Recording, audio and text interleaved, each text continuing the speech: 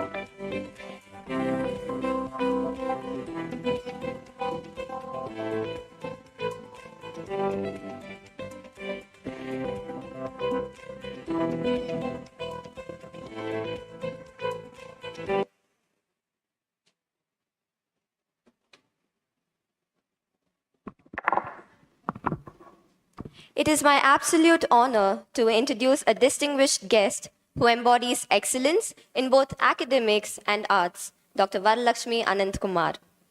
Dr. Varalakshmi has had an illustrious academic journey at Queen Mary's College, where she has contributed immensely to its growth. She served as a principal from June to September 2020 and continues to lead as the head of the French department. Beyond her department, she plays a vital role in shaping the institution as a member of the admission committee, finance committee, and the governing body. Her academic expertise is widely recognized. But her brilliance does not stop at academia. She is also a celebrated Carnatic musician. She is the founder of Ram Priya Arts, an A-graded vocalist of All India Radio, and has enthralled audiences with her artistry. Her deep passion for music led her to author Janaranjakam, an annotated collection of 50 compositions popularized by her guru, the legendary D.K. Jayaraman, published by Bharatiya Vidya Bhavan. With her outstanding contributions to education, music, and cultural preservation, Dr. Varalakshmi Anand Kumar is truly an inspiration. Please join me in welcoming Dr. Varalakshmi Anand Kumar.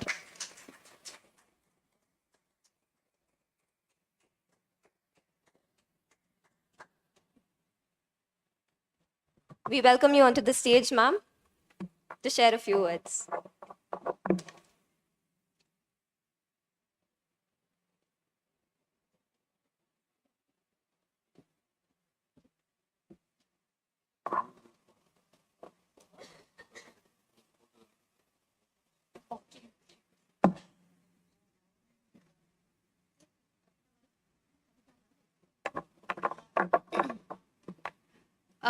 It's our joy and honor to have you with us today, ma'am. As a token of our love, we would like to express our gratitude to us. May I now kindly request the head of the Department of English and Foreign Languages, Dr. L. Kavitsanaya, ma'am, to do the honors for Varlakshmi, ma'am.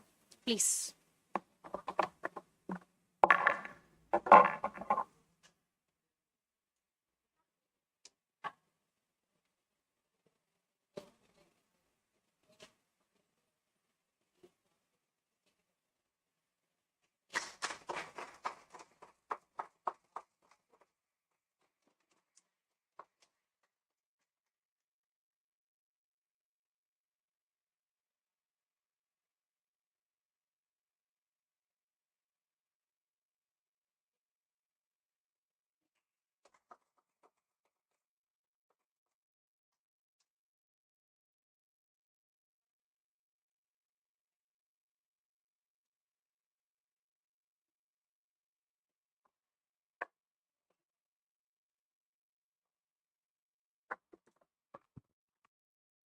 Good morning, everybody. Perhaps I should say bonjour. So, actually, I've been overwhelmed with so many things when I came here. First of all, when I saw your campus, it's been a long time since I came here, and it was truly inspirational because I know your founder started in a very small way. And if a person could, in a span of just 40 years, build an institution, he is an institution himself. And it was a true inspiration for all of us, I think, irrespective of our age or experience, to see success in the face is what I feel. So I really, I express my appreciation. It's a heartfelt appreciation for this monument that is the SRM IST. I want to, I think you're all really blessed to be a part of this family, I should say. And I should really thank the Faculty of Humanities, Dr. Kavita and Dr. Monica, and of course, Dr. Lata, and so many others. Not to mention my student. Incidentally, Sharon Angelis was my student, my friend student at Queen Mary's College 10 years ago, and it was a matter of immense pride to see her welcoming me. And thank you. It was wonderful to see members of the French fraternity, Dr. Manju, Dr. Manju. And for the first time I was meeting him, sorry, I forgot your name. Yes, Dr. Krishnaya, and so many others. When I came, the second thing that overwhelmed me was this kind of build-up. You know, the first time I'm seeing, it was rather embarrassing, to be very frank. And I didn't know whether to talk on English or French or on music. I suppose music talks to the heart, but I'm not here to do that. And I was very, very surprised to that you were having so many research scholars in this place. It was absolutely a revelation for me. And before I start, let me wish you all the very best in this journey that you have undertaken, research in languages. Now, the topic of my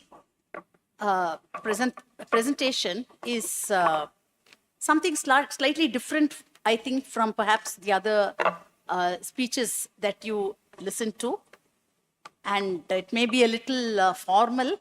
So let me give you all permission to close your eyes and, kind of relapse into delicious slumber if you want to. I have also attended many talks. And let me confess, I have I plead guilty on that count too. But anyway, my topic was methodology of teaching a foreign language in the Indian context. And as you can see, to have another language is to possess a second soul, were the words of Charlemagne. So all of us have not only second souls, but we have many souls because we live in a rich, multicultural, multilinguistic country that is India. More about that later. So let me just read very fast what I have prepared. Knowledge of languages is a doorway to wisdom, said Roger Bacon. Indeed, a language is a window to the world. Every language is a window to the world. And with every language that we know, we see the same world through new perspectives and new filters. So it is like saying different frames, the same window, different panes, the same lengths. You have the same lens, but the frame is different. You have the same window glass, but you have different window panes. And that is what a language exactly is. We see the same reality, but we filter it as per our system of language. For example, many of you may have, some of us may also be saying things like, what all did you buy for Deepavali? Have you heard people say that? And you have also heard people saying, I've heard that. More one answer sheet, please. More one answer sheet, please. Or many people on the reverse side, how would you translate this? Nee ammaku ethanavudhu kolanda. Can you translate this in English? Definitely not in French, definitely not in English. But still, you have to convey the meaning. And this is what creates chaos in the exquisite pursuit of language learning, which we are all involved in. A chaos that is as delightful as a fruit, mastery over a new language, and a foreign language at that. So that is what we're going to explore in this session, which is methodology of teaching a foreign language in the Indian context. And I think all of us are going to be stakeholders, because the fact that you're doing research says that you're all in a foreign research in English, is that you're all into English. And I think this room is going to see many, many professors to be in the near future. So Goethe said that he who knows no foreign languages knows nothing of his own, which is a very profound statement. A crowning jewel in India's, inimitable India's uniqueness is our plurilingual heritage. India, you could define it as a plurilingual laboratory. 22 languages in the 8th schedule, 2 official languages, and it was a revelation for me that we don't call anything a national language. It is only known as an official language, and thousands of dialects. Even Tamil, I'm sure none of us will speak Tamil the same way as our neighbor. So nothing brings out the country's unity as much as this rich diversity, and of course, nothing divides it as much either. But of course, that is not in the scope of this, talk. So there are also enormous possibilities for learning a language which is not our mother tongue, like French, like English. And in the contemporary scenario where the world has become a global village, a foreign language has become not just a fad, but an absolute necessity and a bonus in the job market. It is no point, it is a matter of pride that we know our mother tongue. It is absolutely important. You cannot imagine a Japanese not knowing Japanese not knowing Japanese. But let us be practical. Without knowledge of English, you're really nowhere. And to know French or to know a foreign language is not just a matter of fashion. Today, it has crossed that boundary. But the Indian system does not make for easy language learning. Acquiring a foreign language presents a vast array of challenges, and the road is full of blocks and bumps. Fortunate are those who navigate through this complex maze of foreign language teaching, learning process, and attain proficiency. So this presentation aims to analyze the difficulties of foreign language teaching in the Indian situation and enumerate the different requirements for a reasonable mastery over any language. Describe the various methods used to teach the foreign language down the centuries, right down to the common European framework of reference, which we call Cadre Européen commun de référence pour les langues, in Francais, and it is a monumental work. I'm sure you have all heard of it. And in present-day India, you have a wide gamut of languages, right from German, Spanish, Korean, Japanese, Chinese. But of course, I cannot do all that. I can qualify myself to speak only about French and to a certain extent English, because the methodology seems to be allied. Perhaps the greatest consolation India derived from the ravages of British colonization was the legacy of English. It is a tongue that has dominated the entire world. Knowledge of English is considered a prestige, a professional advantage for others. Be that as it may, there is no gainsaying the fact that knowledge of English is imperative. I just mentioned that in today's globalized scenario.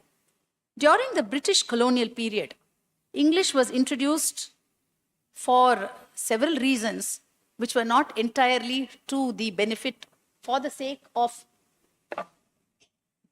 enriching the native, but rather to enrich the rulers. So you have what Macaulay says. He says he wanted to create a class of natives who, despite their blood and color, would be English in culture and be able to interpret between the rulers and subjects. So he says, a class who may be interpreters between us and the millions whom we govern, a class of persons, Indian in blood and color, but English in taste, whatever that may mean, in opinion, in morals, and in intellect. And then what happened in 1947? White rule left and gave way to brown. But the role of English has remained pivotal in bridging the gap between the different states like they say, enemy of enemy is friend. So English remains the common friend in this incredible situation where you have so many languages and so many conflicts. So English is something like a bridge. It has been a bridge, and it has not only that, it is a lingua franca in fields like technology, science, international relations. English teaching is no longer a means to produce clerks for the ruling English, but on the contrary, for the Indians to serve the nation's march towards progress. Yet, in spite of the omnipresence of English, the teaching of this language is fraught with lacunae. Robert Paul has said, when we learn the first language, we face the universe directly. And we learn to cover it with speech. So we assimilate and then we speak what our mother taught us. But when we learn a second language, we tend to filter the universe through the language already known.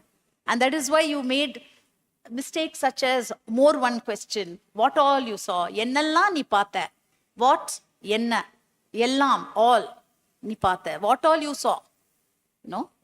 It is a direct translation because you are thinking in Tamil and trying to express it in English. No, said interference. So the learning, but when the child learns a language at his mother's knee, he is imbibing, assimilating, acquiring the language. But the learning process is subconscious. Not only that, the child is in constant presence of the language because he hears it all the time. He's listening to it all the time. He is in a bain de langage. He's in a language bath. He's bathed in the sounds of his mother tongue. Okay? And you know how we say maralai, isn't it? That is, the child starts talking and he makes mistakes, and it's very, very sweet to listen to that. But when we learn a foreign language, it is a different ball game altogether because you're filtering it. And imagine if we started learning French and spoke in Maralay, it would be just, it would be catastrophic actually. So when it comes to a foreign language, the case is totally different. It is no longer acquiring, it becomes learning. I think Sherin Angelis will vouch for that, the French classes, because you're earning knowledge, and then you're being evaluated. That is the pinnacle of our woes, You're being evaluated. So what happens? The process is a routine academic exercise. And when it comes to French, the problem is double-fold. Because in addition to the difficulty of learning a foreign language, French teaching has to compete with the powerful influence of English. So already you have a mother tongue, and then you have English, which is almost like a mother language in our situation. And on top of that, you are dropping in French. So French has got two competitors. And on one hand, knowledge of English is definitely an advantage. It is an advantage because it has a lot of proximity. So sometimes you can guess, plus ou moins, you can guess the word by just looking at it, and it looks like the English equivalent, you know. But on the other hand, this could trip you up rather, because you have what is known as faux amis, which are known as false friends. For example, when you look at the word demander, I think that's demander. The minute you see that word, you say demand. No, people are demanding things all the time. We demand our rights. But in French, just to ask, say I wanted a bottle of water, I'm not going to claim. I'm not going to start making a protest. I want a glass of water. I just say, may I have a glass of water? That is also demander. I'm asking. But in English, we say demand has got a very strong tone to it. The meaning's completely, not completely, but almost completely different. Same way you have words like marcher. When we think of marcher, you think of a soldier marching. But in French, even walking up to the platform, marcher. Passer. When you say passer, of course, you do have that meaning. J'ai passé les examens.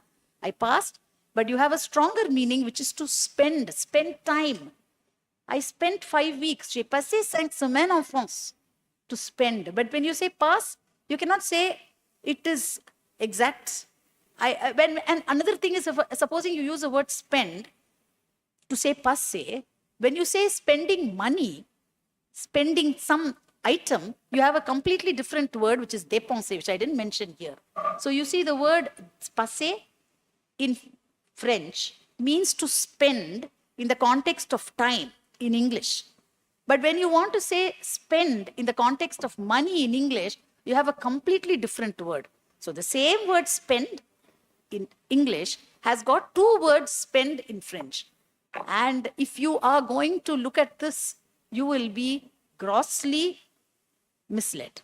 Same way, regarder. When you say regard, I have regards for person. Regarder is to regard something. I regard this as a monument. But a simple word, I am looking at that beautiful lamp, je regarde. Ordinary to look at. So you can see how these meanings can trip you up. And these are known as the faux amis. So why I brought this out is because when you are learning French, all these things will occur. Thanks to your inbuilt knowledge of English, you have these faux amis. And these challenges present themselves in all cases of language learning. To add to our woes, because you're all going to be teachers, let me already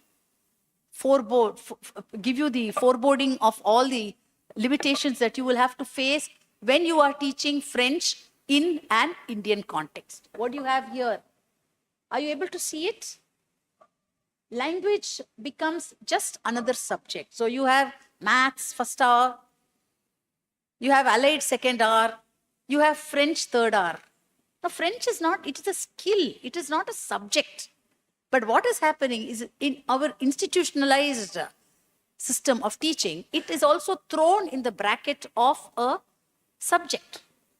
Now, that is actually very detrimental to the language, because language is a skill. You have to assimilate it. You don't learn it. Your mind is not a vessel in which a language is poured in. Very different from the other subjects, but it is treated just like any other subject. So what suffers in the end is language, and then a class strength. You are 60 research scholars. 60? No, much more than that. 60 staff, right? But if you look at the classes, for example, at Queen Mary's College where I teach, I have 70 per class. And I hear that in some of the private colleges, they have hundreds. Now, how are you going to be able to teach French or teach any foreign language, for that matter, to a class where there's not even enough room to sit? Because you have to make them talk, you have to make them interact, you have to make them, otherwise you'll all sleep. Right? I mean, it's natural. I never blame anybody for sleeping. But the classroom structure is such. So that is a great handicap in passing the message of a foreign language. You understand? And I'm sure the same thing happens in English too. You have a textbook, you have Shakespeare, something, and then you have a whole lot of students. How do you pass the message? How do you bring out the beauty of those lines? How do you bring out? And how do you expect the students, all the students, to come out with their feelings, come out with their opinions? Very difficult when you have something hanging on top of you like the sword of Damocles, which is the exam and the marks. So there is a conflict. Then you have, as I said, you have evaluation, which is only the written component. Maybe in SRM or some places you have got a lot of weightage for spoken, but as it is today, if you look at most of the universities, they test the student only on the written aspect of the language. So what happens? You have students, especially in the 12th, they come out in flying colors, 99, 98 in French. Oh, brilliant. Speak in French. Sorry, I cannot. So you are brilliant in French, but you cannot speak in French. And what is the primary aim of a language? It is to be able to communicate. And when that is not satisfied, there is some gross mistake in the system. And short supply of qualified teachers. I was so happy to hear that SRM has been having guides for PhDs in French, because right now you have a great shortage of French teachers. I tell my students year after year that if you are looking for French as a career, please go ahead. Because if you are teaching, you have, our Madras University group, I don't know whether you're a member of that, every time you will have this message saying that we want French teachers. We want French teachers, be it in school, be it in college. Because when you do your French, most of them, they get jobs in multinational companies. So why would they come and sit in a classroom correcting, doing all these boring jobs? So finally, the total number of teachers is very, very limited, qualified teachers. And I mean, when I say qualified, the fact that they are not qualified is shown in the quality of the question paper that they set. And finally, this is something which is very valid.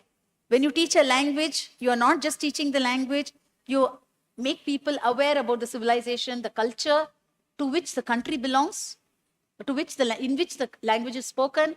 So when you have French, you have India. I know many of us are trying to be westernized, very sad, but anyway, that's my personal view. But the fact is, we are Indians. We have a cultural identity which is absolutely different from that of the French. And to give an example, it is taken from which textbook, I don't remember. When I was doing my PhD, it came. There was part of the, there was a concept that the parents, there was a newspaper article which came in the book. The parents of the quasi-adult children were in a dilemma. They didn't know how to chase away the children who refused to leave the homes after 18. So you see that it is expected in France, it is expected in the Western nations that the children don't overstay in the parents' house. And by overstaying, they were creating a problem for the parents. Now, how do we express that concept to an Indian public? Because I'm very sure many of you young ladies, if you go and tell your parents that, okay, I've crossed 18, I'm independent, I'm going to live alone, so I'm moving out. And how scandalized they would be if you told them, I'm moving out and I'm sharing an apartment with Mr. XYZ. It would be chaos. Right? Next minute, the parents will be in Tirupati giving their, yes. Oru pakkam there will be a broom. Oru pakkam there will be tears. ஒரு பக்கம் there will be instant trips to Tirupati. Kumbh is over, they can't go there. And to do parigarams, to bring their children back on track. Because the concept, le contenu culturel is not acceptable. Pacts, all these things are very commonplace there. Here I know we are trying to be as westernized as we can, but the fact is we are not. We are Indians. We have a very rich cultural heritage, and even the fact that children don't leave their home is let me say a direct continuation of the original legacy where children stayed at home. They looked after their parents. The ladies got married and they went into other homes and looked after their parents. No, I'm not going to go into that. We have many married ladies here. Let me not open a can of worms. But this is the basis of our society. And if I want to say something personally, it is very sad that so many old age homes have cropped up all over the place. In fact, if any of you have got business intent and a lot of land, you could perhaps think of starting an old age home, because that is where our society is. But be that as it may, it was still very alien to our culture. But yet, if you look at the textbooks, they are talking about all these things which may not be acceptable. For example, in a college like mine, Queen Mary's College, many of the students come from underprivileged backgrounds. And there was a time when I spoke about cheese. Cheese is so fundamental to French gastronomy. And many girls did not know what cheese was. So such phenomena do take place. And all this takes place because you are using foreign textbooks. And you are trying to teach a foreign language. And along with it, a foreign culture, which can be very alien to us.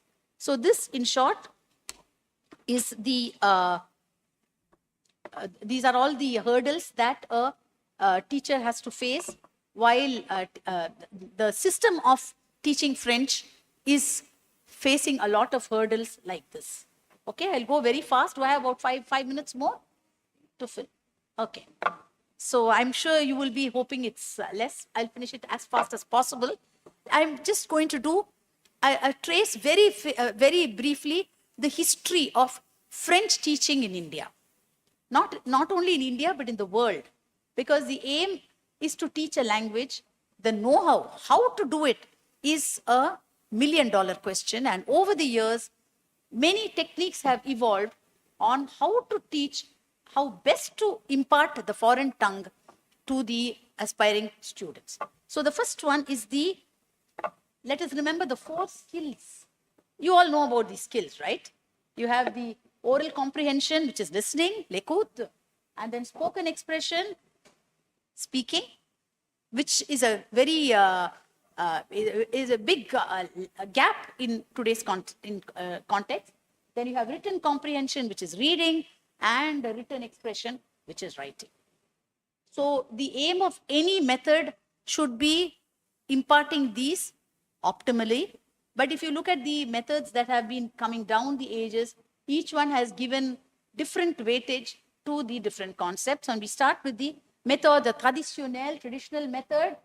I don't know how many of you have done French. You may have used a book called Mathurin Dondo. I don't know how many of you have heard of it. Traditional method, translation from French to the mother tongue, or in our case, English. So the book is entirely in English, except for the French part. You know what I mean, right? It is English base. The pizza base is English. And the cheese and the whatnot is French. And they are giving you a meal of French. That is the method traditionnelle. And the grammar has been explained. Complement of object will take place. If it will agree, the past participle agrees with the complement d'objet when you are using avoir. So you have to read that, understand, and then apply it in the exercises that they give you. Everything in the mother tongue. And unidirectional learning. The teacher stands. Today I am going to do complement d'objet, and the teacher listens, the student listens, or it doesn't listen. That is entirely her option. And then the oral component is almost absent, because everything is done in English. Then you have copious exercises of grammar, vocabulary, and translation. So a person is tested on his or her ability to translate. So you have books like Mathurin Dondo, which was like a Bible for all of us, and Burton Shaw and such things. So naturally, such a method which did not favor oral, did not find favor with the practitioners. We passed on to the next, which is method direct, the direct method. Direct, as the word suggests, is a direct outpouring of the language from teacher to student. The focus was on the oral component. Thank you, Nandini, for such a wonderful introduction you gave. It was beautiful. God bless you. And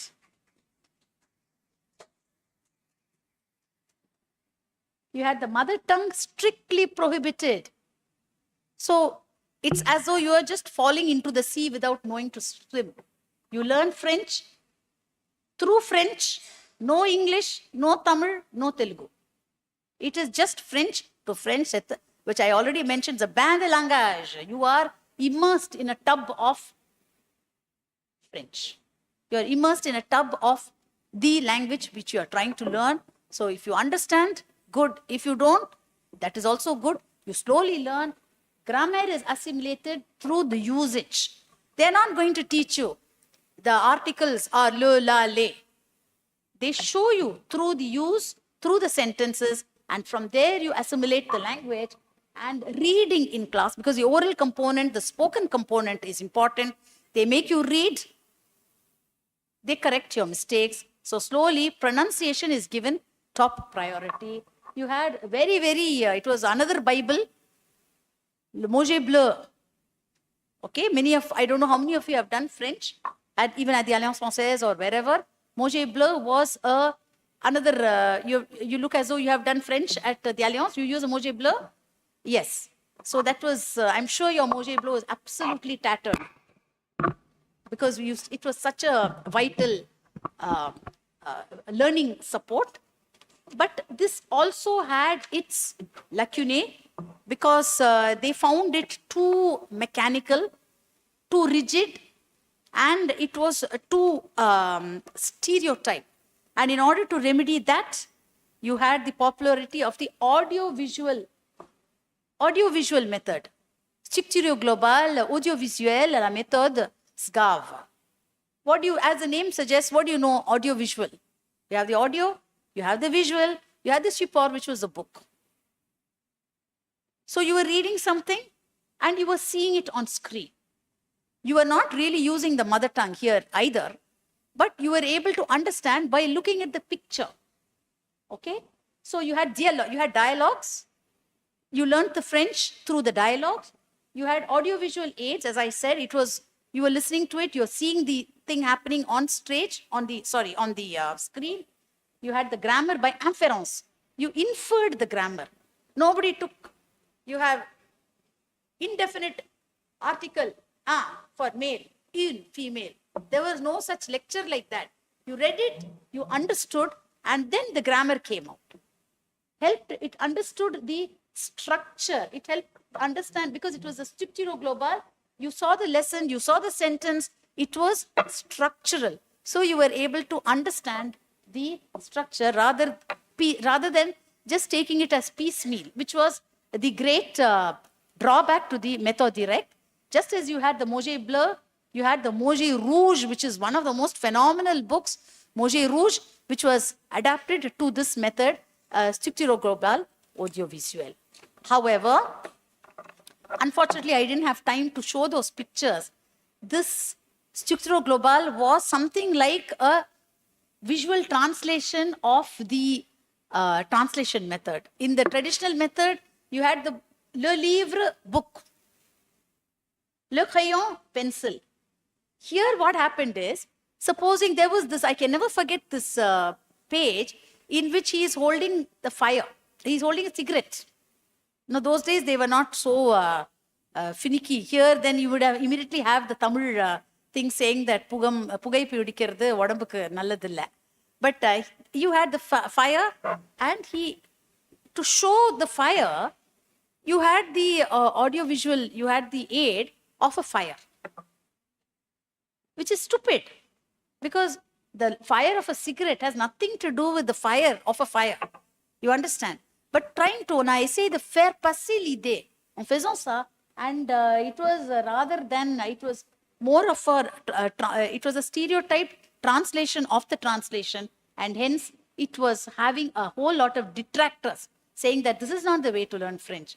You cannot equate a word, and it was a kind of cheating. Instead of using the English word, you were showing a picture, something like a dumb charades, which was ended up being a charade, and that is why that was given a thumbs down to be followed by a really heavyweight communicative approach. L'approche communicative, as the name suggests, it is not a method, it is an approach.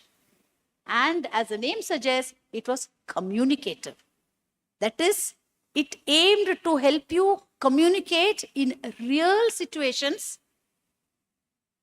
It was not dialogues that were doctored for the sake of teaching French, but it was learning French, all the while assimilating the process as French was being taught in France, as French was, or rather, as French was being lived in France.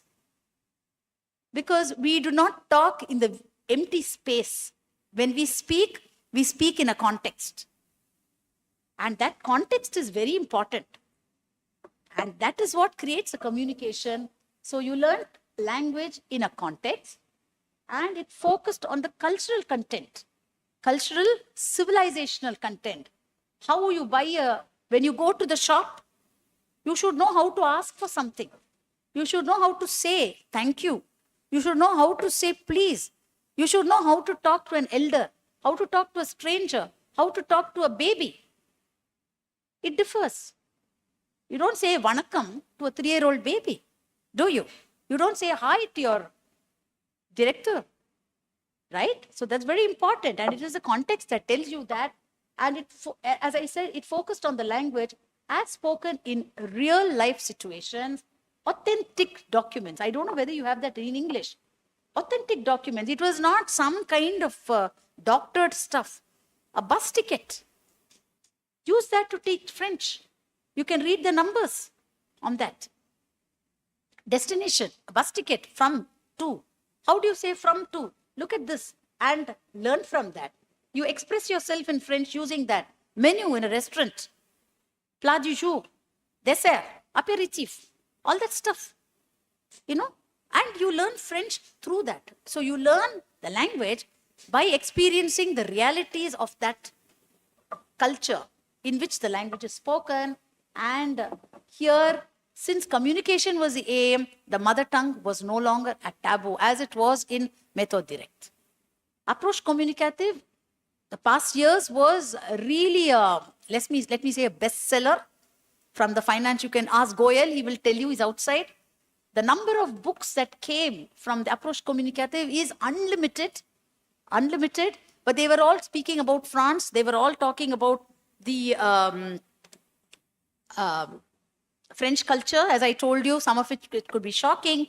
And not only that, they were exorbitantly priced.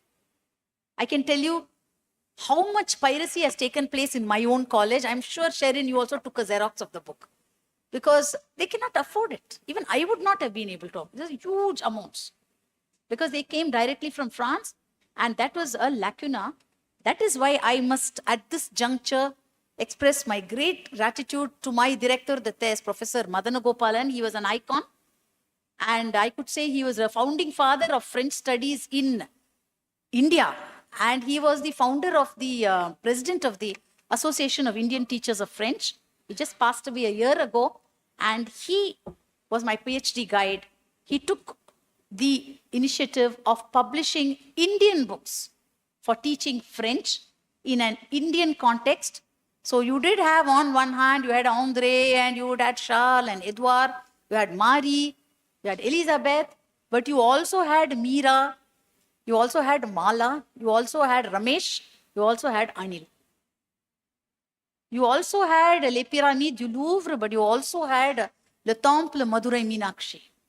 So the student was more at ease learning French, but in an Indian context. At the same time, you did not compromise on French culture because documents were present for that.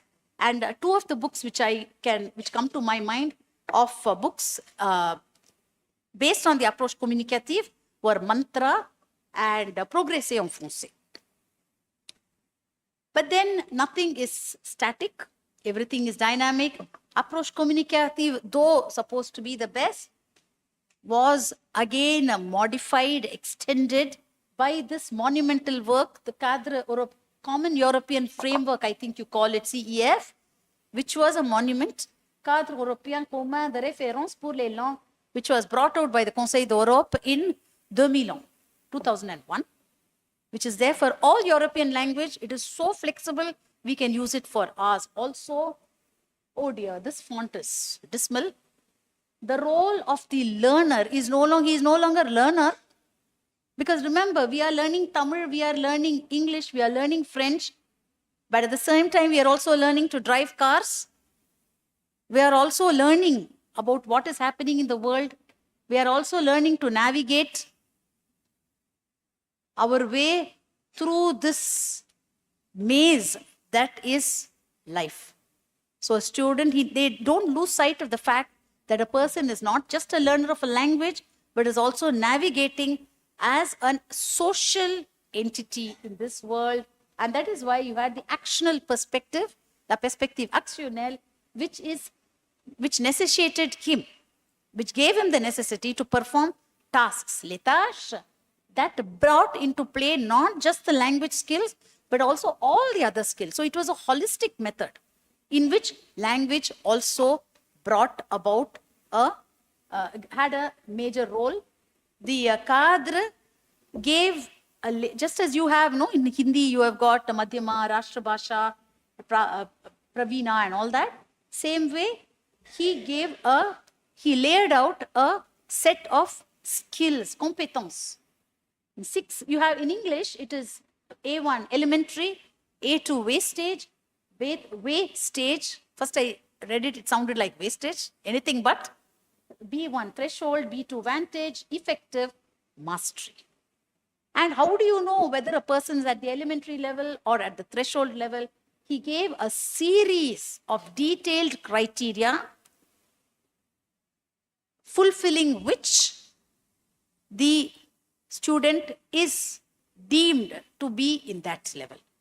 I should have written that, pardon me, I missed out that slide. The student will be able to express himself at this condition, will be able to name the articles, will be able to ask simple questions. That would be perhaps A1. A2, a little bit more. So as the ability of the student rises, so does his level of competence as per these 6 levels. And not only that, we always spoke about the 4 skills, reading, writing, listening, expression.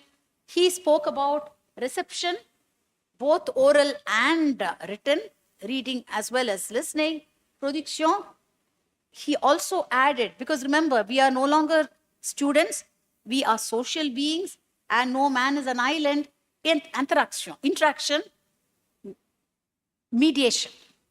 Mediation means serving as a, let me say, a bridge between 2 people, as an interpreter, as a translator, and such things. Okay? So, the 4 skills were modified, and now it was all about reception, production, interaction, médiation, and because of that, we could call the CSR a path breaker. A path breaker, newest method, because it completely changed the way a language learner was. He was positioned in the world, and it was a holistic approach. Not just language, not restricted just to language, but to life at large. And it was for its positive rather than negative slant. A student is able to do something, is able to perform this act. Not a student cannot do it. So the positivity itself brought out definitely it was a bar up. Then possibility of planning the cursus according to the descriptors. So supposing you say that this course he has to attain B1 level. Okay, what is there in B1? This, that, he should be able to describe, he should be able to find his way in a maze, he should be able to buy things in the shop. So let us plan the syllabus likewise. Let us model a textbook likewise. So you're able to work both ways, and it's as I said, an action-oriented approach of task-based learning, and it is absolutely flexible. There are no do's and don'ts.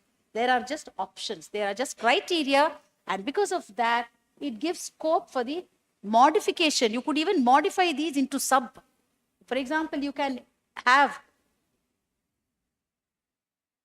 A1, A1.1, slightly more than A1, slightly less than A2. It is entirely in our hands to mold it that way.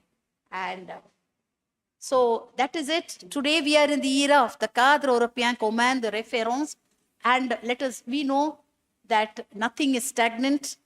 The beauty of life is that everything is dynamic, and with all the evolving technologies, not only that, with this wonderful thing, I don't know whether it is wonderful, I'm saying it really or sarcastically, called social media. Language has exploded. We can do everything. We can learn languages. We can unlearn languages. We can completely ruin our languages by saying great is GR number 8. And we can say things like WAY, what about you, or I think something else, I don't know.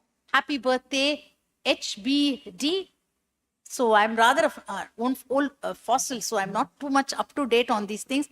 But anyway, even the dynamics of language have changed, and we don't know what tomorrow holds, because we don't know how life will be tomorrow. What will be the advancements in technology? What will be the advancements in thought? And according to that, language learning will also change. But there is one thing which will never change. That is this Vagdevi, who is language. Sunita Williams may have been stranded there for months and months, but she came back. She needed to use language.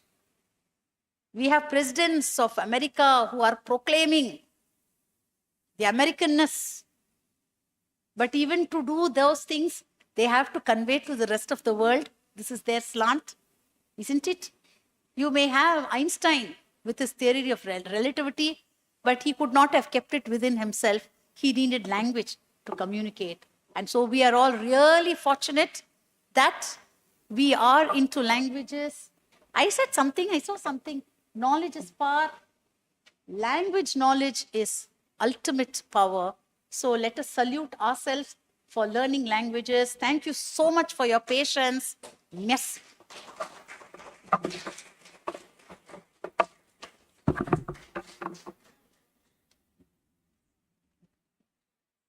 Okay. Kavita wanted me to sing a song. So I'll be here for another 3 minutes. I'm a Carnatic singer, she said. She wanted Alaipayude. I've forgotten it, but what little I remember, I'll sing.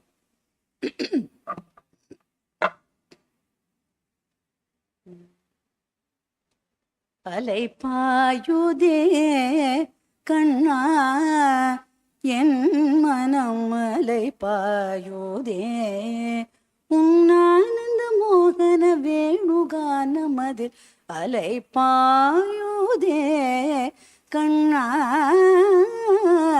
என் மனம் அலைபாயுதே உன்னானந்த மோகன வேணுகானமதில் அலைபாயுதே கண்ணா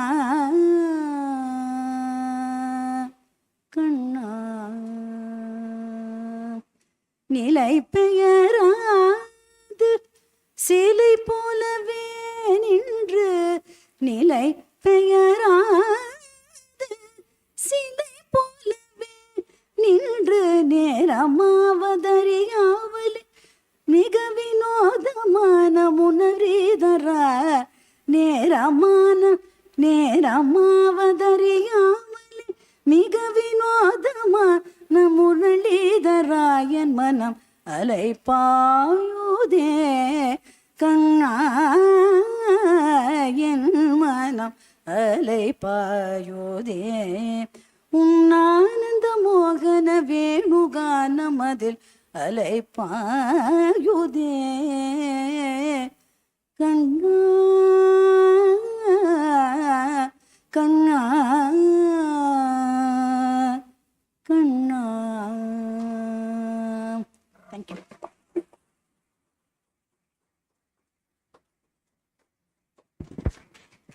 Thank you so much, ma'am. We deeply appreciate the time and expertise you shared with us. And the singing, wow, it was so wonderful. Okay, so the floor is now open for questions.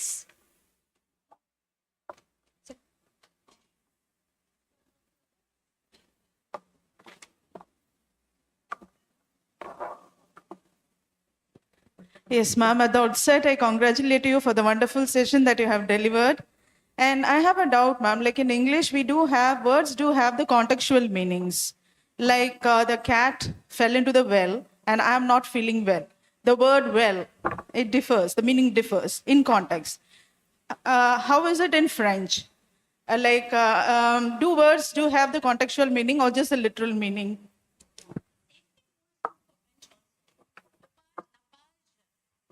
La page, le livre, la livre. Livre means book. Livre also means pound, kilo pound.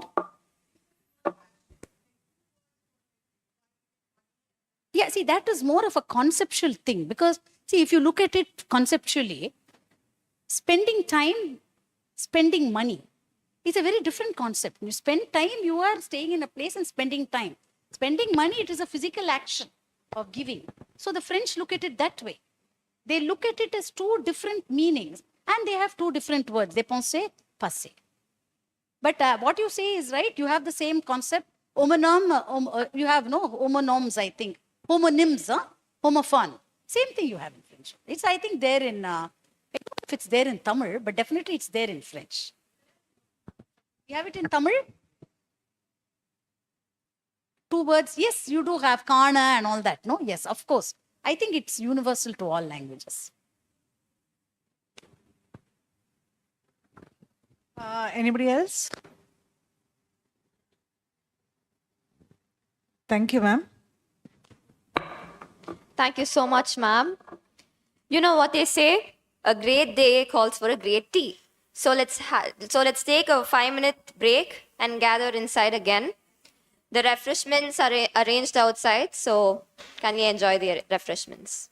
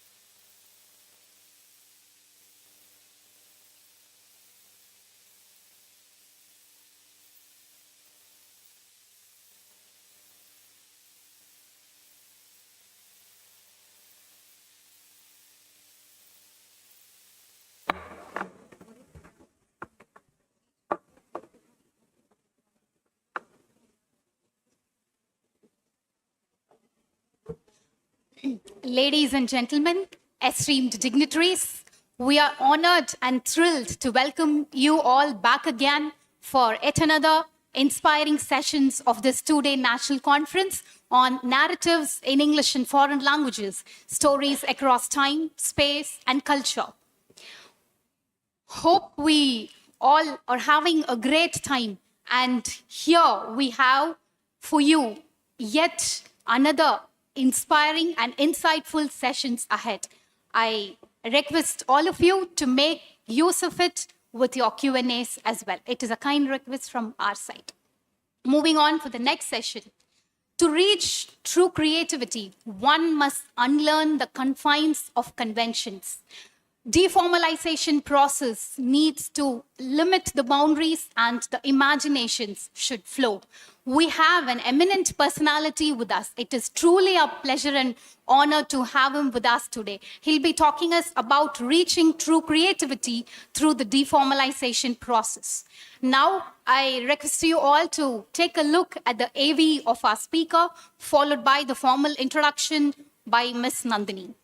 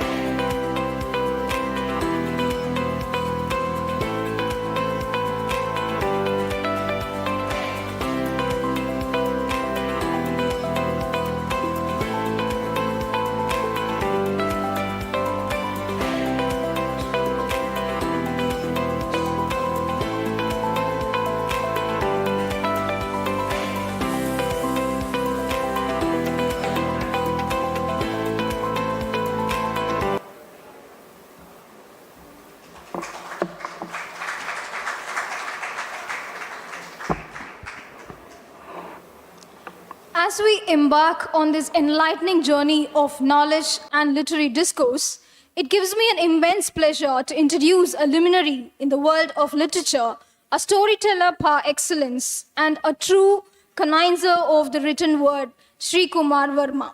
Sri Kumar Varma, sir, is a distinguished author, playwright, poet, newspaper columnist, literary reviewer, and translator whose contributions have enriched the literary landscapes of India. His novels, including Lament of Mohini, which was longlisted for the Crossword Prize, Maria's Room, longlisted for the Man Asian Prize, and Kipling's Daughter have captivated readers with their depth, intricacy, and cultural richness.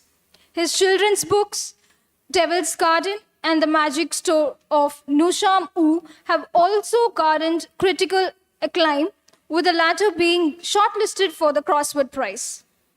His literary excellence has been recognized with several prestigious accolades, including the R.K. Narayanan Award 2015 and the Charles Wallace Fellowship 2004.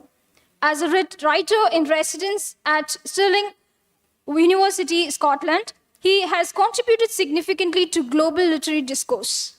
Beyond novels, his prowess as a playwright is equally commendable, with plays like Bow of Rama, The Dark Lord, and Midnight Hotel making their mark on stage. His passion for literature extends to translation, journalism, and film scripting, having translated Dalit literature for Oxford University Press and scripted films on Buddha for the Ajanta Caves Vistas Center.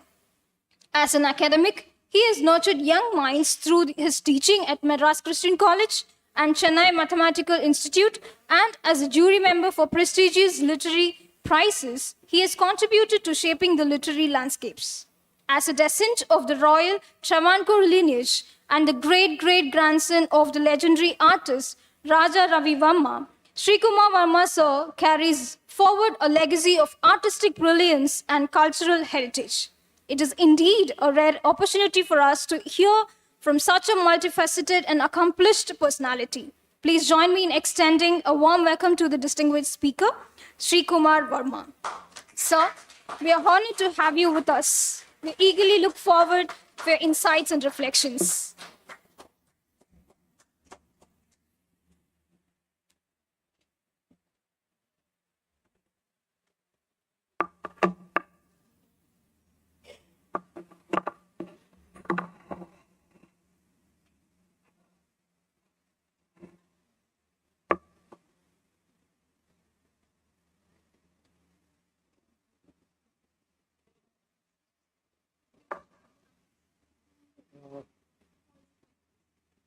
Hello.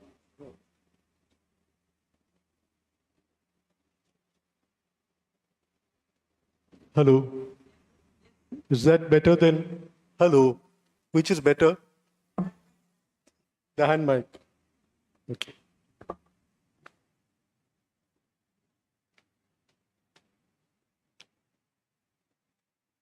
Good morning.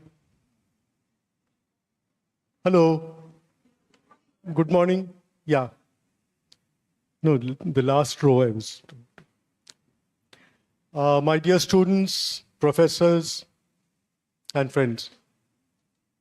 So happy to be here as part of this conference, and this is actually the second time I'm here in SRM. I'm going to read out my talk to you. After that, if you have any questions, I will answer them extempore.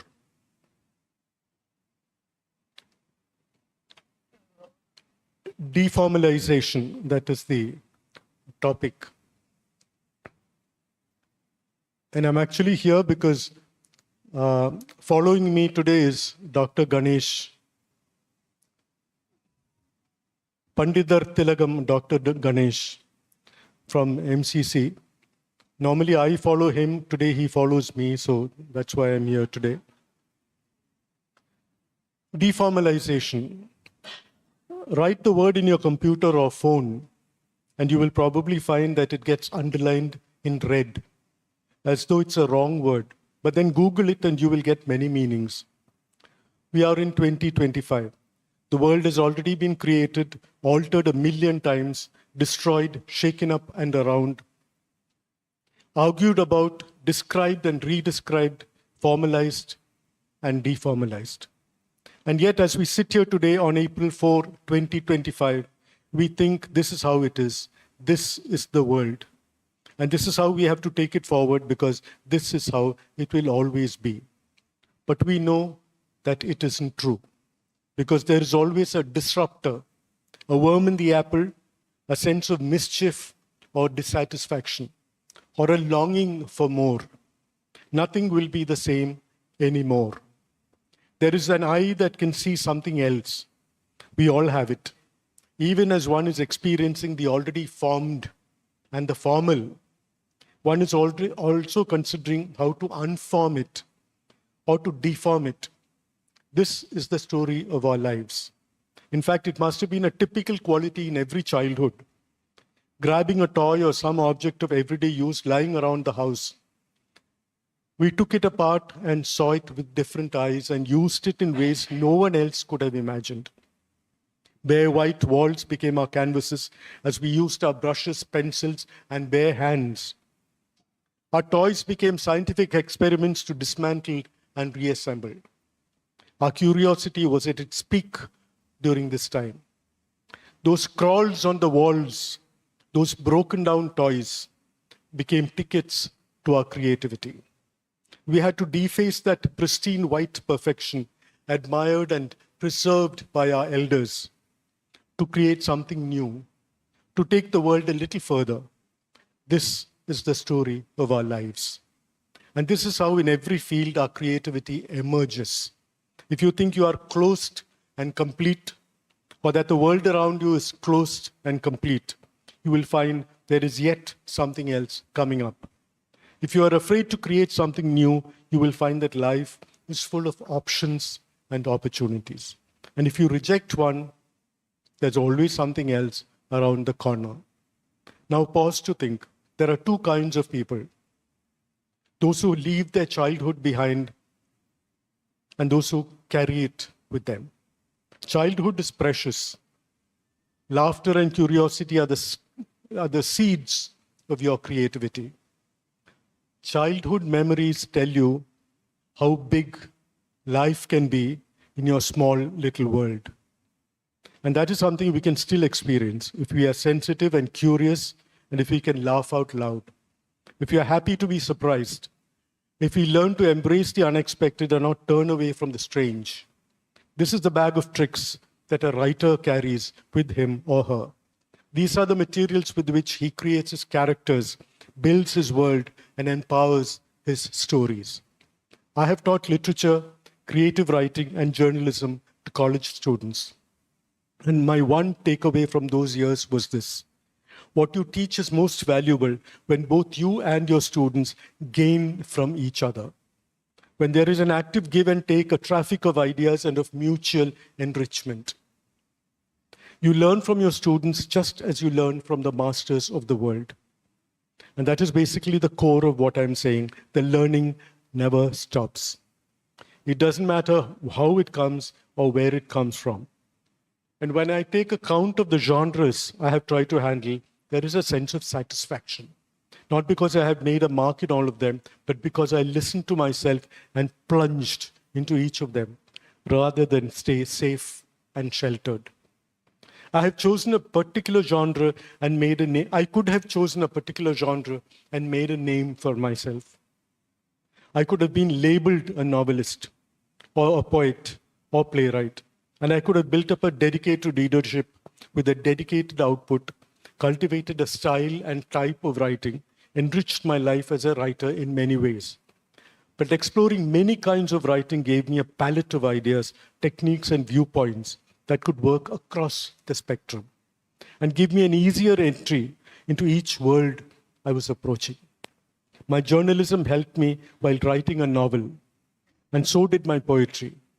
My short stories and journalism helped me while writing plays. My interest in theater helped me when I was asked if I could write a screenplay for a documentary. And my interest in language gave me the guts to say yes when Oxford University Press asked me if I would translate from Malayalam to English. These genres fed off each other. They say it's easier to master classical singing if you're also an instrumentalist.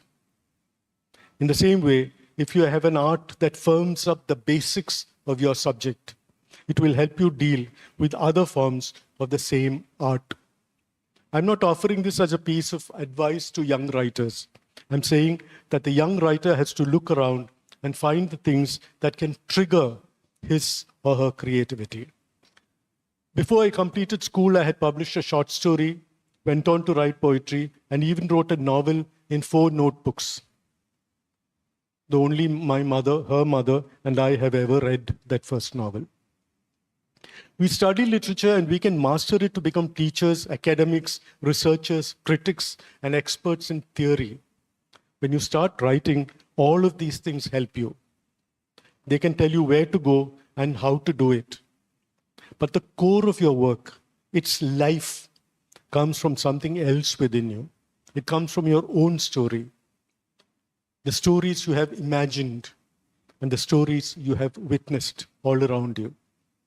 My challenge was to see how I could break the mold if it came to that and do what I could do in my own way without playing safe and without cutting corners. When my novel Lament of Mohini was published by Penguin, the editor said, "This is set in Kerala, and there are many unfamiliar names and situations and traditions. And to add to that, you have written it in this flowing, poetic style, which makes it difficult for the average reader. People may not relate to it." It was my first novel after reaching adulthood. I wanted to get it published. So I said yes. I placed the chapters in a different, more linear way, though I didn't cut out the poetry. Later, people who also read the earlier version said, "You should have retained your first version." The novel was longlisted for the Crossword Award, and many students discussed it when I visited their colleges. It was a vindication of my work, even though I did cut a corner there. Today, you have so many examples of this.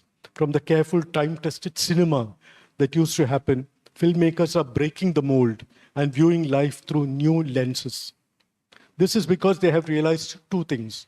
1, that the audience is intelligent. And 2, the audience also learns from cinema. Life is like a kaleidoscope, and we are always looking for other perspectives. My second novel, Maria's Room, was set in Goa, with its sunny beaches, Portuguese past, and a strong love story. But when I was in Goa, it was stormy and dark, and the Mandovi River was flooded. It was a Goa I had never imagined. And then a little incident happened and the whole story changed. The old intense love story remained, but it turned into a psychological story with strong, disturbing currents of the mind, something that rode into me on its own. I first sent the manuscript for the inaugural Man Asian Literary Prize, the Asian cousin of the Booker, and it was longlisted for the prize. Later, HarperCollins published it. I realized then that it's better to go with the flow if you trust the river you're swimming in. My writing took a decisive turn when I became a journalist in Bombay. Live writing. That's what journalism was for me, live writing. The editor of Sunday Standard, the magazine section of Indian Express, asked me to cover the circus which had come to Bombay. The circus is always an exciting subject. You could watch it, talk to a few performers, go around and look at the animals, and then write a nice human interest piece. But things took a turn. We had a chief sub-editor who was a close friend of mine. A relative of his had been part of the same circus, and he fell and died while performing on the trapeze. He mentioned this casually when I told him about my assignment. And I said, then that is the core. My friend called the performer's widow, and I was able to interview her, his former friends and colleagues, the owner of the circus, and even some of the audience. I was taken around in style. The scope of the article changed. From what is generally called human interest, it became an emotional, spine-chilling, intimate story about people who put their lives at stake for our entertainment. It was like a pair of gloves or socks being pulled inside out and the inside exposed. From the usual outsider's profile of a circus, we now got an inside view, flesh and blood, heart and soul. The editor filled the front page of the Sunday magazine with this story. The key to journalism is the core we find and the kind of questions we ask. And if that's the live story, then imagine the stories we could write, blending the imaginative with the real. Journalism gave me my real insight into people and relationships, and the layers and shades and perspectives of a single incident. You don't give the readers a completed view of an event. You give them every possible view and let them decide. This became a valuable insight for me when I began my first novel. You show the reader, you don't tell or teach the reader. If you develop and offer a completed world to your readers, they will read the book and enjoy it while they read. And when they leave it, it leaves them. Journalism is thrilling because it is still happening. Even a complete story can be looked at again and trailed and investigated for what continues to happen. When you write a story, it should affect the reader like that, or like a poem does. It could stay with them, provoke or charm them, or calm them, give them solace or inspiration, or just be with them. And the characters should continue to haunt your readers, probably playing out new stories in their heads. A good novel, short story, or poem completes itself in the reader's mind, and then it keeps popping up again and again. That is in your hands. Once you've mastered the form and technique and the emotional expertise to write, you are at liberty to set them all aside or even break them down if necessary, to construct an edifice that is your own and worthy of containing the core of your concept. I'll take a moment to show you something to illustrate my point. The great artist Pablo Picasso studied and perfected the human form and painted his first self-portrait in 1896 at the age of 15. I'll show you that. This is all. Thanks. I'll show you that picture. His first self-portrait after he had finished studying and perfected the human form. He was only 15 years old. Can you see it?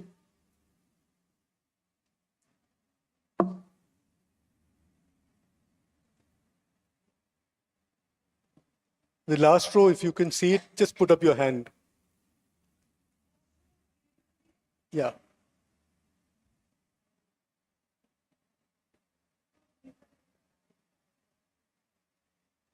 And then life went on, and Picasso became a legend. And his talent grew, and we have his last self-portrait, which he did in 1972, when he was all of 91 years old. And here it is.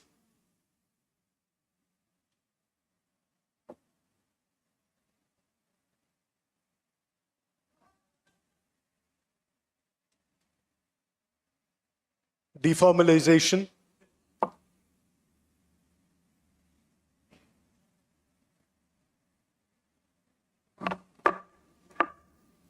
The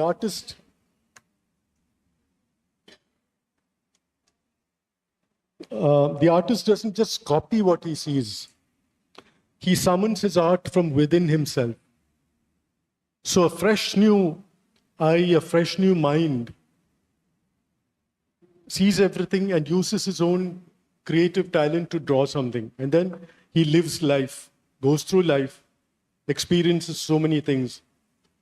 Finally, this is what he sees of himself, about himself. The Madras Players is the oldest existing theatre group in the country. When they were celebrating their Golden Jubilee, they asked me to write a play that would kick off the celebrations. At first, I thought of writing a grand play with a message that would be worthy of their tradition and light up their coming years. And then a small idea came to me. How many times have you sat in a train and watched the people on the platform and wondered about them?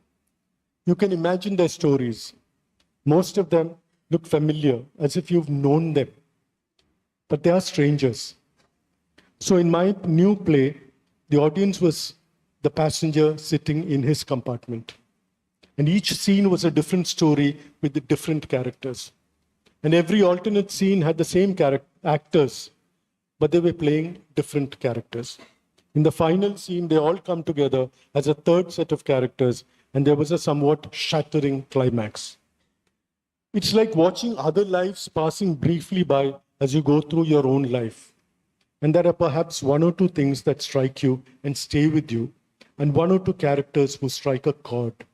You must have sat in a train and seen people on the platform, strangers who look familiar, and you try to imagine your stories while you're idly sitting there in your compartment. They're like flashes that reach completion only in your mind after you have pulled out of your station. Try and develop the craziest idea in your mind and see if it takes off. Play with it for as long as you can. If it still remains, if it continues to enchant your mind, write it down. Your first draft may not be anything like your last draft. And that's good because your mind is doing a little shuffling, a little adjusting, a little enhancement here and there. Trust the process and your writing will get better and better. There was a time when a theatre veteran called for a week of mini plays to be shown at the Alliance Francaise. When he asked me, I decided to do something different.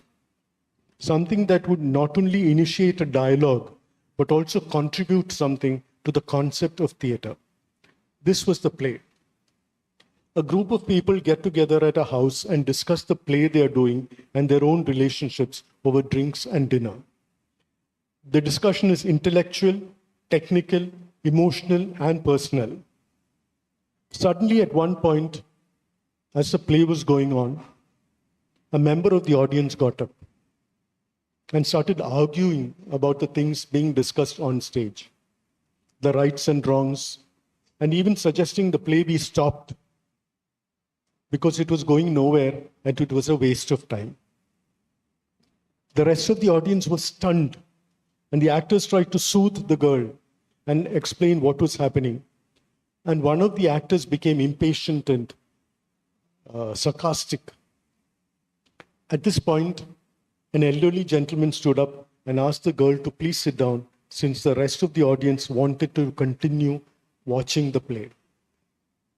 Well, this was exactly what the playwright wanted. The arguing girl, the girl who got up and argued, had been a plant in the audience. The elderly gentleman was real. He represented a genuine audience reaction. It was like theatre reaching halfway to the audience, so the audience could walk the other half by responding. What if the audience didn't respond? How long could the girl go on arguing? In theatre, when the playwright, director, and actors form a trusting band of soldiers, they learn to accept the consequences, whatever they are. There's a plasticity you can engineer, whether you're writing a play like this, or a poem, or even a novel. Sometimes the unexpected comes as a shock. I remember when I was doing my MA in Madras Christian College about a century ago. We did a play by Joe Orton called Loot. The lecturer who was directing it was called away to direct another play, and I was roped in to direct this play. It was a bit unsettling because I was also acting in it. Anyway, I accepted. In the last scene, I was walking up and down the stage as the inspector investigating the case. I still remember his name, Inspector Truscott. At one point, the cupboard on the right was supposed to open and a dead body was supposed to fall out. That was the climax. I walked up and down many times with infinite patience, but nothing happened. Finally, when I was getting desperate, a prompter from the wings whispered loudly, "The cupboard is not opening, just finish the play." I had to. I was the director, but circumstances were directing me. I was the only actor on stage, and I had to improvise the climax because of an accidental goof up. When you're not closed and complete, when you're open to what might come up, when you're afraid and yet not afraid of your audience, your readers, your students, something within you will somehow or the other come out and provide an answer. In Kerala, there is a temple ritual called Kalamirthu. A beautiful image of the deity is lovingly drawn on the ground using natural colored powders. Devotees pray intensely. Chants and songs propitiating the deity fill the air. The deity is said to be summoned down to the image. Afterwards, with equal celebration and devotion, the image is deliberately danced upon, ritualistically, artistically, until it is completely destroyed. You create, you destroy, even if it is your most valued creation. Only a creator who believes in his creation can destroy his own creation with the same belief. And the next year, in the next festival, they will draw another image as beautiful and as powerful as this one. It is the philosophy of belief behind your creation that is of utmost value.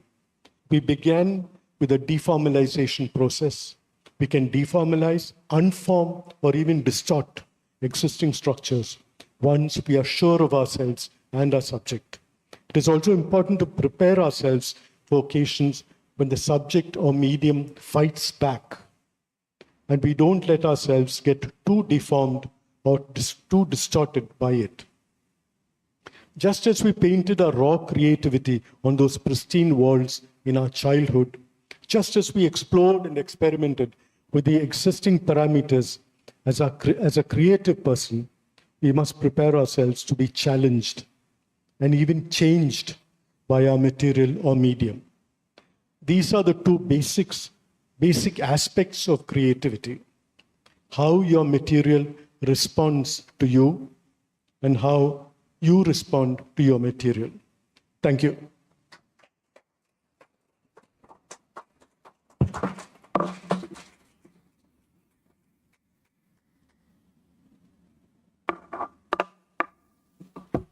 There are no questions. I will go and sit down. Yes. Do you need a mic? But I need a mic to hear you.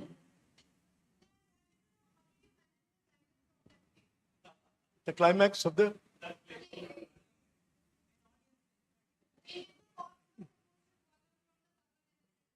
I didn't know the audience is going to shame me. You know what happened? It was a competition. The other teacher had gone on to the next, another group. We were all in competition. We were going to get playing for a prize, actually. So I walked up and down. I acted very deep and philosophical at that point of time. And then I didn't know what to do. I walked out. And the funny part of it was our entire team was expecting to get the first prize. We were not even considered for any prize. That is something which I normally don't say. Thank you for asking me and getting it out of me. What is your name? What is your subject? No wonder. Anybody else? Yes. I think.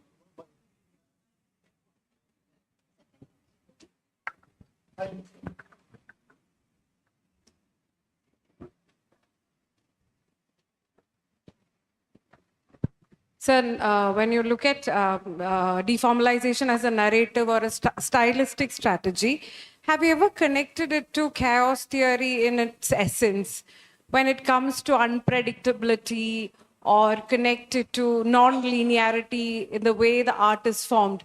Have you ever thought of connecting more of a negation of the concept of formalization, which is deformalization, as a positive thing? Have you ever thought of connecting it to chaos theory?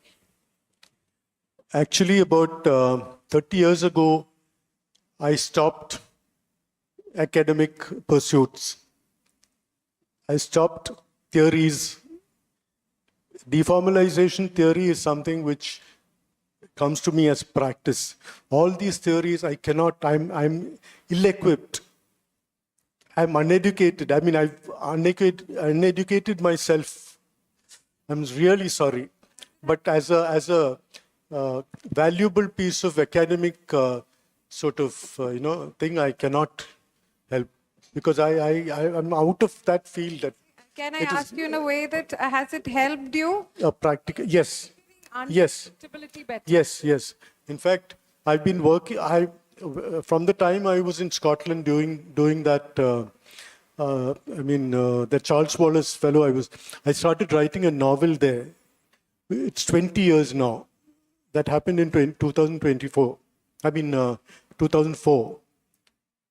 And all sorts of things came: plays, poetry, everything. But this novel is still going on. I destroy it and I rewrite it and I look at it in different ways. So it's almost like an ongoing sort of thing of. And that comes across in the novel as well, I guess. It doesn't. It shouldn't. It shouldn't. See, the thing is, whatever hard work you have been doing should not be revealed in your performance. Whatever sort of problems you face, whatever limitations you have, should not, as far as possible, because the audience doesn't know what you're trying to do finally. It's what you perform that should become the complete thing. And like I said, the audience completes your work in a way. Thank you, sir.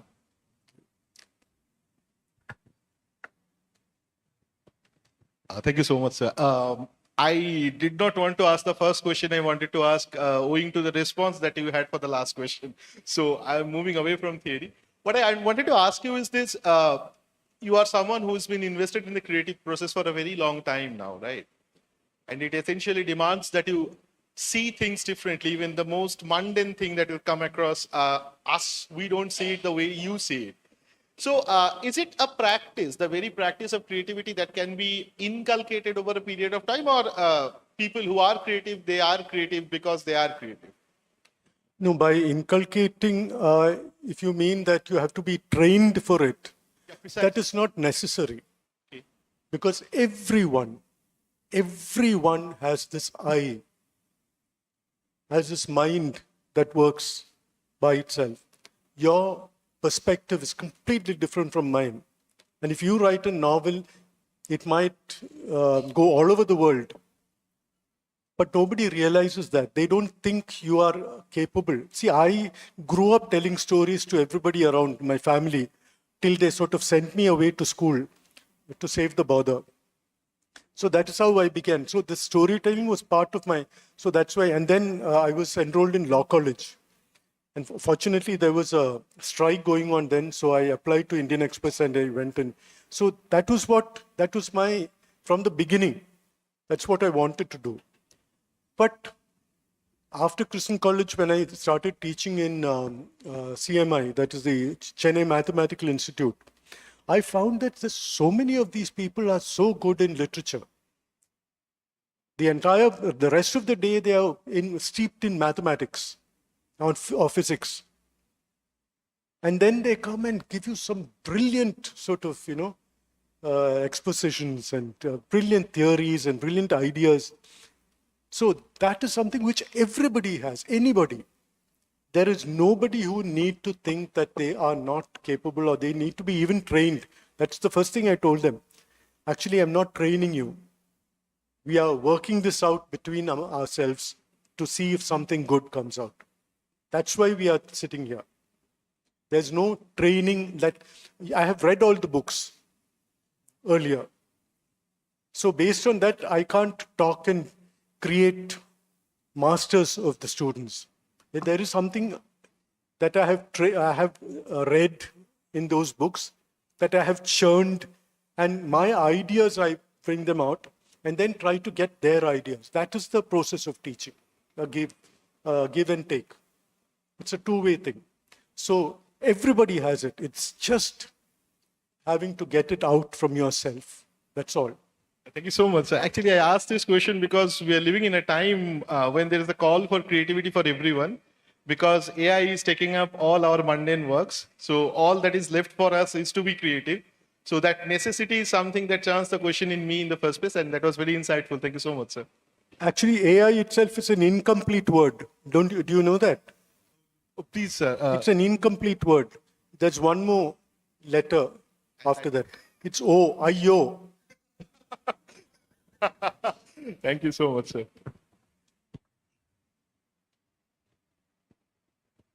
Any more questions?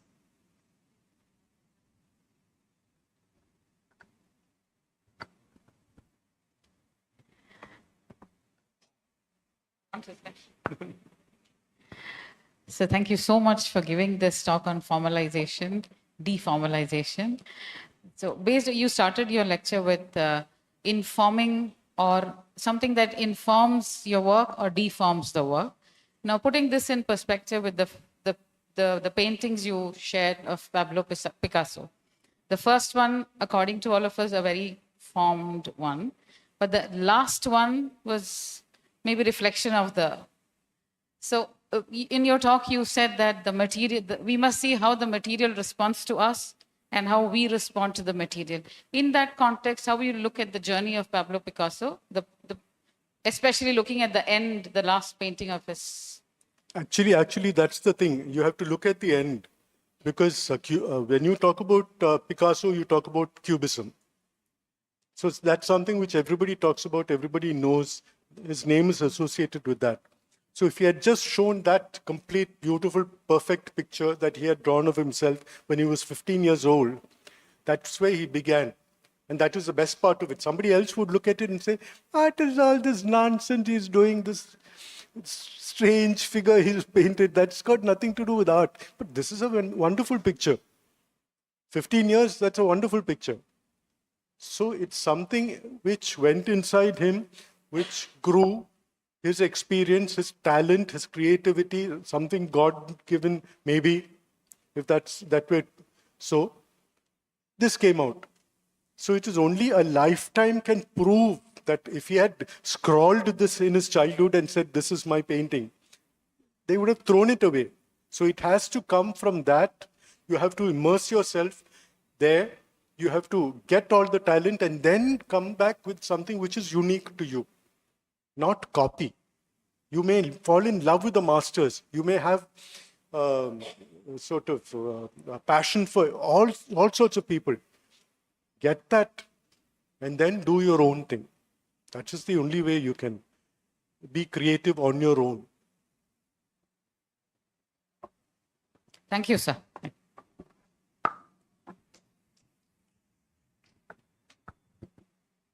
Sir, I have a question for you.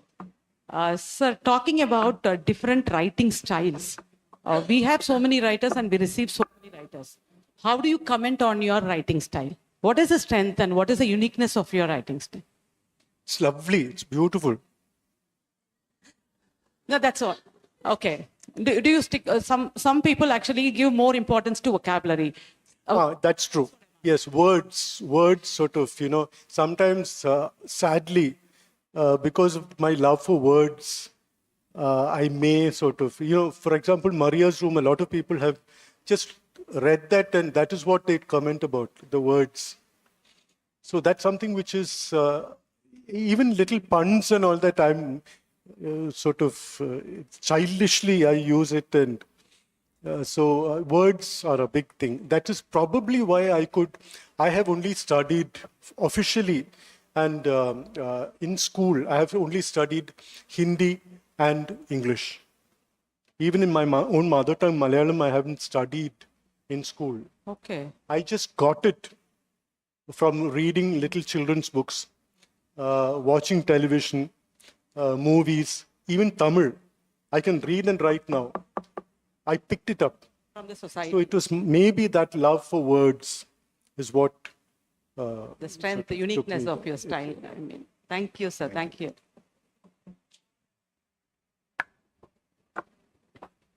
Just one more question. One more question. We have to complete this, round it up. Yes, that's right. You. Yes.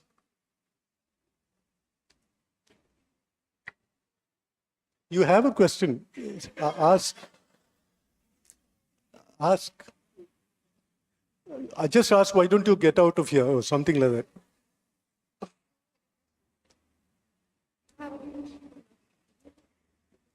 When are we having lunch, is it? No question. Okay. Thanks. It's just a random question. What made you fall in love with writing, sir? Or like, why did you start writing? Where did that journey begin? I told you because I kept telling stories to people and people were not listening to me. So I had to write it down. No? Thank you, sir.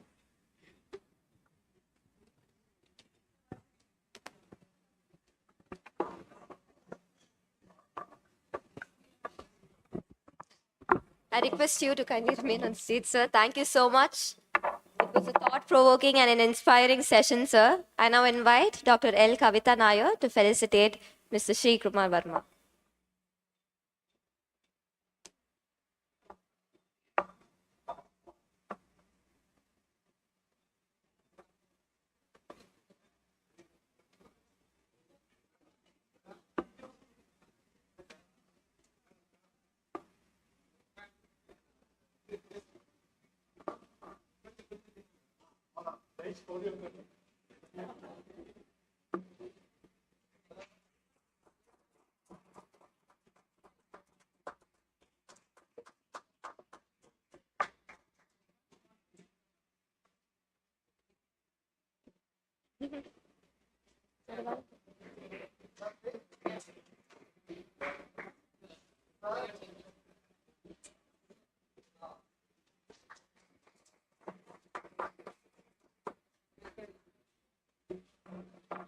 Thank you, ma'am. Thank you, sir. A story lives beyond its page, beyond the ink, beyond the age. It bends through time, it shifts through space. Yet still, it seeks a voice, a place. Ladies and gentlemen, we're about to dive into another fascinating session on the art of narration and representation. Before we introduce our speaker, let's now watch Navy, followed by which Miss Nandini Devi will welcome Sir with a short note.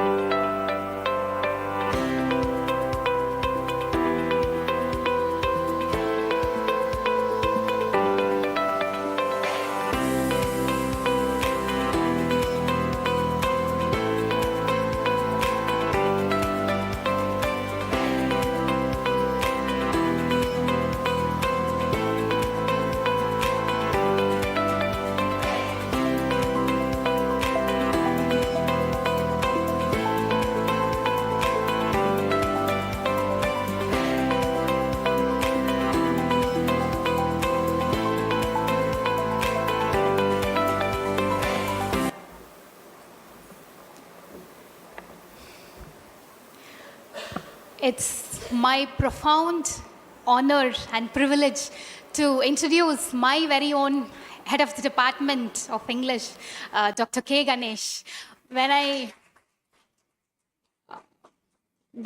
walked down my memory lane, the first day when I entered Madras Christian College in the year 2017, Sir told me, MCC is full of information. It can make you or break you. Sir, when I stand here right now, MCC made me what I am. And it's with your motivation and encouragement. I'm truly honored and privileged to be your student, and that too during your time of headship. For a formal introduction, Dr. K. Ganesh joined the Department of English at Madras Christian College in the year 1986. He was inspired by the mentorship of his own professors, and he got great love and passion for literature. And with his love and dedication, he inspired and molded many lives of students. 3 generations of students Sir had taught. And believe me, some of you could connect. You can't sleep a minute in his class because he has got a strong, bold, captivating voice. And also you can't sit without a note and a pen in Sir's class. It is full of information and information only. He won't even look at the time. He'll keep on going. And we all have to stop, sir. The time is up. So, such a person with full of knowledge and information. Sir is now a visiting faculty in the Department of English at University of Madras. After his retirement also, his love and dedication never quenches. Sir took in charge of the head of the Department of English, Madras Christian College in the year 2014, and he served 5 long years with great distinction. The Department of English had achieved many things and won many laurels during Sir's tenure. And Sir explored meta-drama in Sanskrit Nataka and Shakespearean studies. Sir is a great lover of Shakespeare, I can say. Sir's interests span a wide fields in literature. To name a few, theatre studies, cultural studies, drama, Shakespearean studies, so on and so forth. Sir, it's truly a privilege and honor to have you with us. I now kindly request to take this session forward, sir.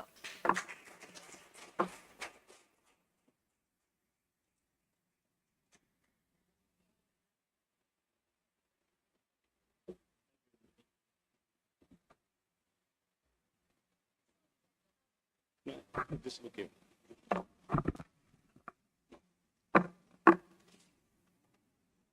Good afternoon, faculty and student friends. Good afternoon. Yeah, thank you. Nandini gave you a warning. One is my voice, and the other is my sense of time. So please raise your hands when it is whatever the time that I am supposed to stop. So thank you very much for calling me over to be a part of this wonderful conference. I'm truly privileged to be clubbed along with Mr. Kumar Varma. I told him while we had a cup of coffee, I feel a bit presumptuous to speak about storytelling, narration in the presence of a living author. But still, I'll try my best to speak about a process which I don't understand in the sense that I'm not a creative writer. Now, the title of my talk is Framing Realities, the Art of Narration and Representation Across Time and Space. And Nandini, I will not disappoint you because there will be so much of Shakespeare in my talk. Now, I begin with a very important line from The Palace of Illusions by Chitra Devakarni Banerjee. At the best of times, a story is a slippery thing. For me, I think that defines the conference itself with regard to narration and representation, because no story is ever fixed. It's never confined to a singular version or interpretation. Normally, we say this in the context of stories only, but there is an interesting YouTube toast proposed by, toast that was recorded, and it's there on the YouTube. George Bernard Shaw proposes a toast for Einstein, and he makes a few initial remarks. He says he wishes that he could propose a toast for Napoleon and say, if it were possible, that the world would have been a better place if Napoleon weren't born at all. The typical G.B. Shaw humor. But then he goes on to make a very important statement, having Einstein by his side. He said, Ptolemy made a universe which lasted 1,400 years. Newton also made a universe which has lasted 200 years. And then he looks at Einstein and says, Einstein has made a universe, and I cannot say how long it will last. Right? Now, this is precisely what we are talking about, that no paradigm is fixed. The word paradigm itself is just a constellation of belief. Thomas Kuhn coined this particular term to talk about a constellation of belief which will linger for a while. So nothing is permanent, nothing is fixed, and it's an ongoing evolutionary process, and story is obviously part of it. And any story, for that matter, evolves with each retelling, shaped by the perspectives of the narrator, the expectation of the audience, which Sir talked about, and the cultural and historical context in which it is told. And any story, for that matter, is an interpretation, is an adaptation, is an appropriation. If Sir spoke about the people on the platform, and then you imagine their stories, right? It's a kind of a happy, creative appropriation of their personal lives. And Indians, possibly, let's say, are the best with regard to providing us with stories because we know that we are the most garrulous people in the world, that if you travel from Egmore to Tambaram, let's say, the families will know each other's story completely. Right? So we have a lot of stories around us. We have a lot of people around us. So the point is, let's say that we say, take these narratives as living entities. They are endlessly reshaped by those who tell and receive them. The next quote that I would like to talk about is Maya Angelou's, "There is no great agony than bearing an untold story inside you." It's a very interesting and a very impactful kind of quote for me because it speaks about the need or the profound need for expression. For the act of storytelling is not merely an artistic endeavor, but an essential human impulse. And we are all storytellers. We have been telling stories. We have been hearing stories, right? But you have, say, certain privileged people like, say, Kumar, Varma, sir, who can narrate those stories in a form that we understand. But all of us are storytellers. You listen to the young ones, they tell stories amazingly well. And we are, let's say, each one carries a story which has to be told at some point or the other. And more importantly, she argues that an act of telling a story, whether through writing, speech, or art, is an act of liberation, a way of making sense of the chaos. So for me, narration of any kind, let's say I'm not going to specifically speak about the novel or the play or a poem, but I'm going to speak about narration and representation because, you know, the word representation takes us back to Aristotle, right? We talk about a didactic kind of expression and a mimetic representation of reality. So the word representation is loaded with a lot of resonances through the ages. So what is more important is, let's say, that we make sense out of this chaos. And it is that sense that, say, makes us prevail, it makes us exist, it makes us carry on. Otherwise, we will collapse. Even an absurd play, even an existential novel, let's say, provides us with a sense of, say, balance, a sense of understanding, because it provides what we call that sense to that particular chaos.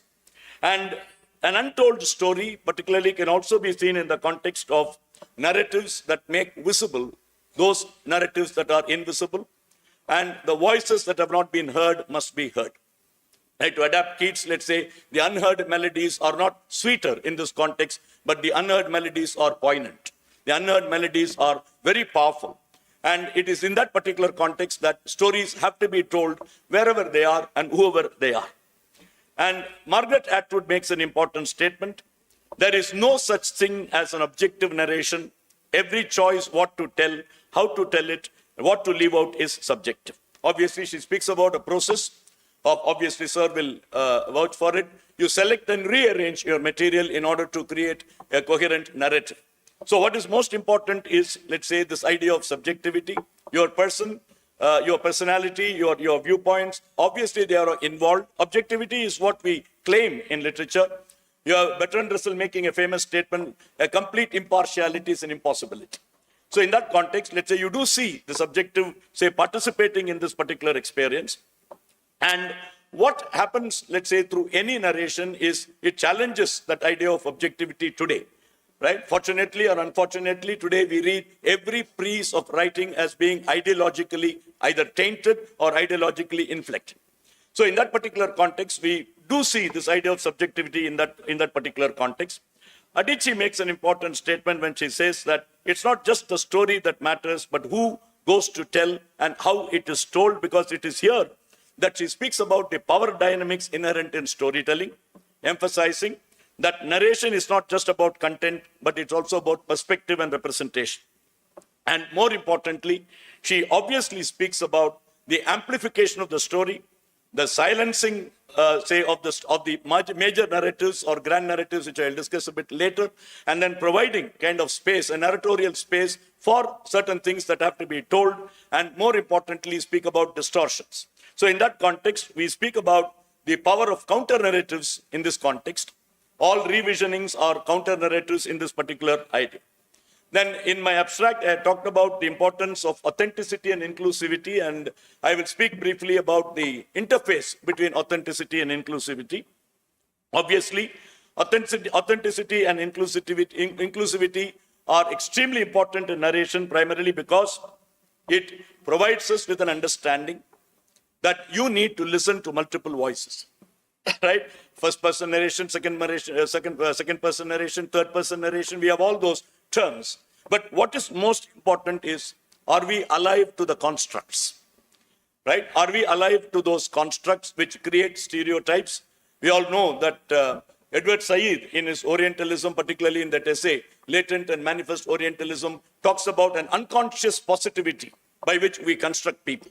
He obviously speaks about the Occident constructing the Orient, but what is most important is that unconscious positivity. And I think narration of any kind ultimately questions this unconscious positivity. Right? Unconscious positivity, meaning that you believe that what you're saying is the absolute truth.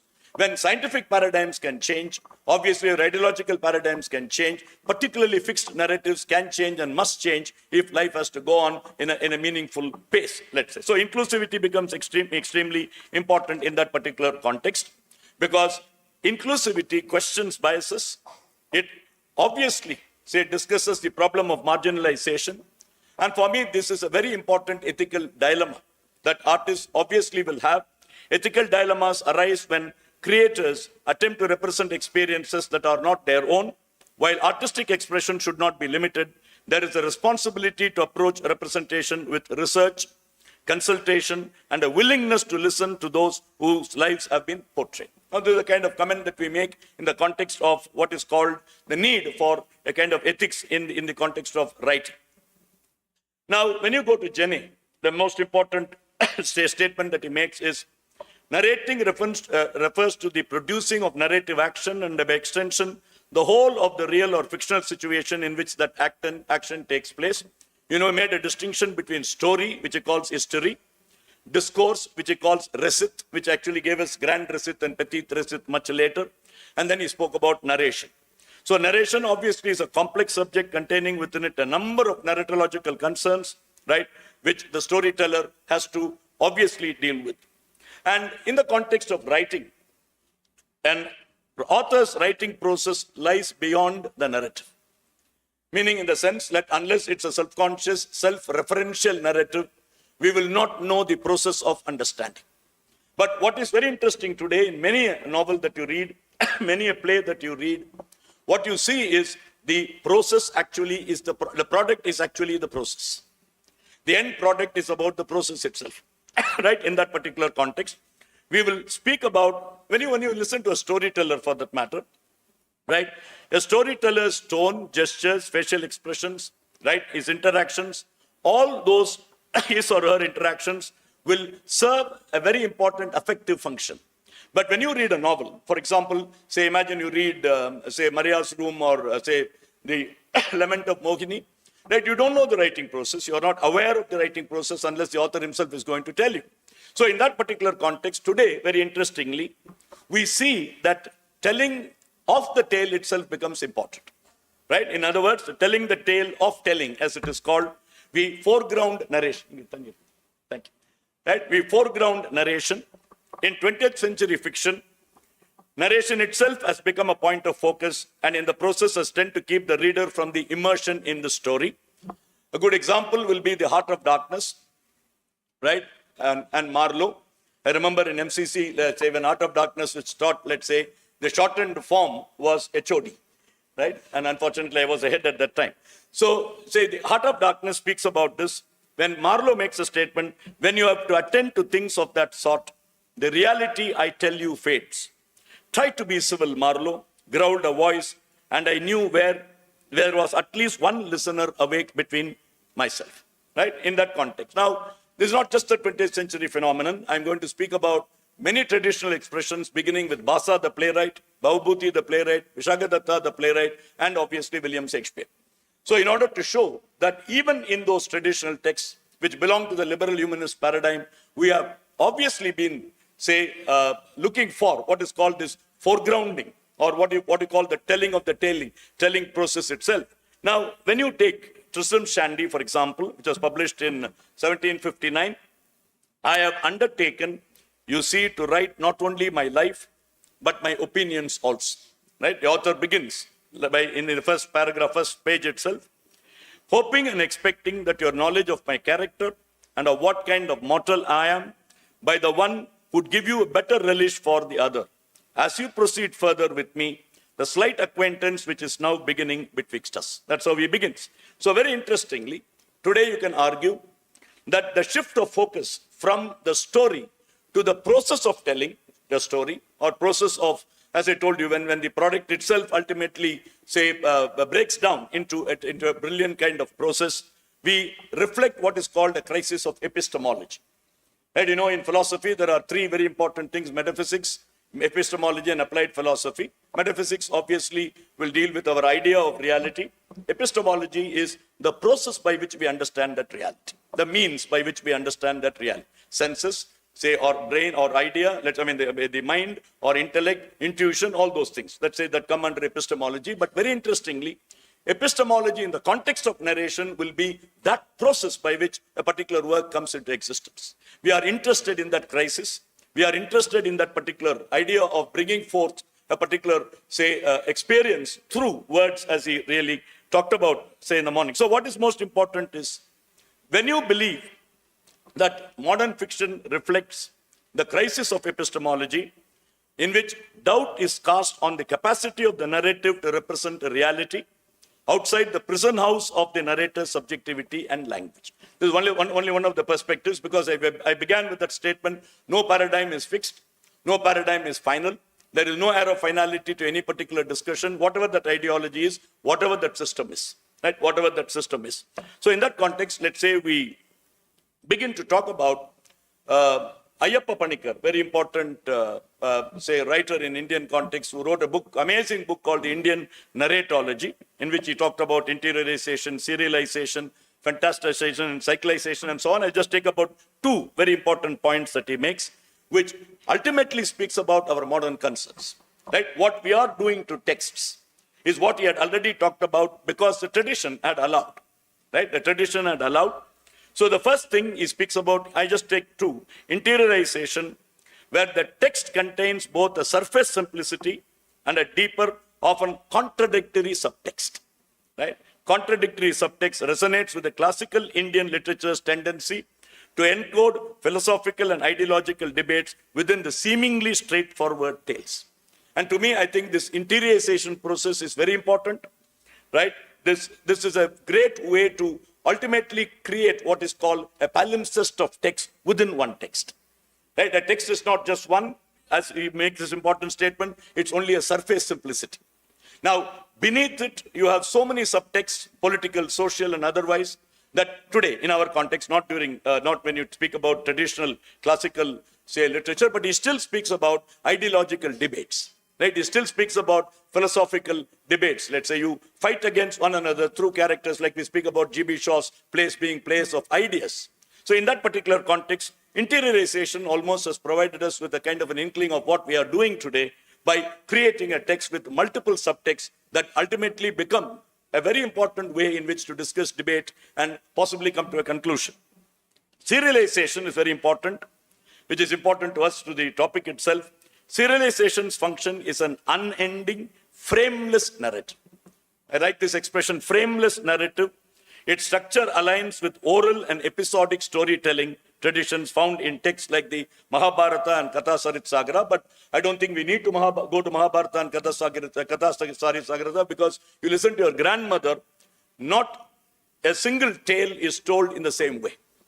Right? Every grandmother tells the same tale every day, but with a lot of difference. Right? A lot of additions, a lot of subtractions, deletions. And that process is very important, that it is oral. Ultimately, it's episodic storytelling.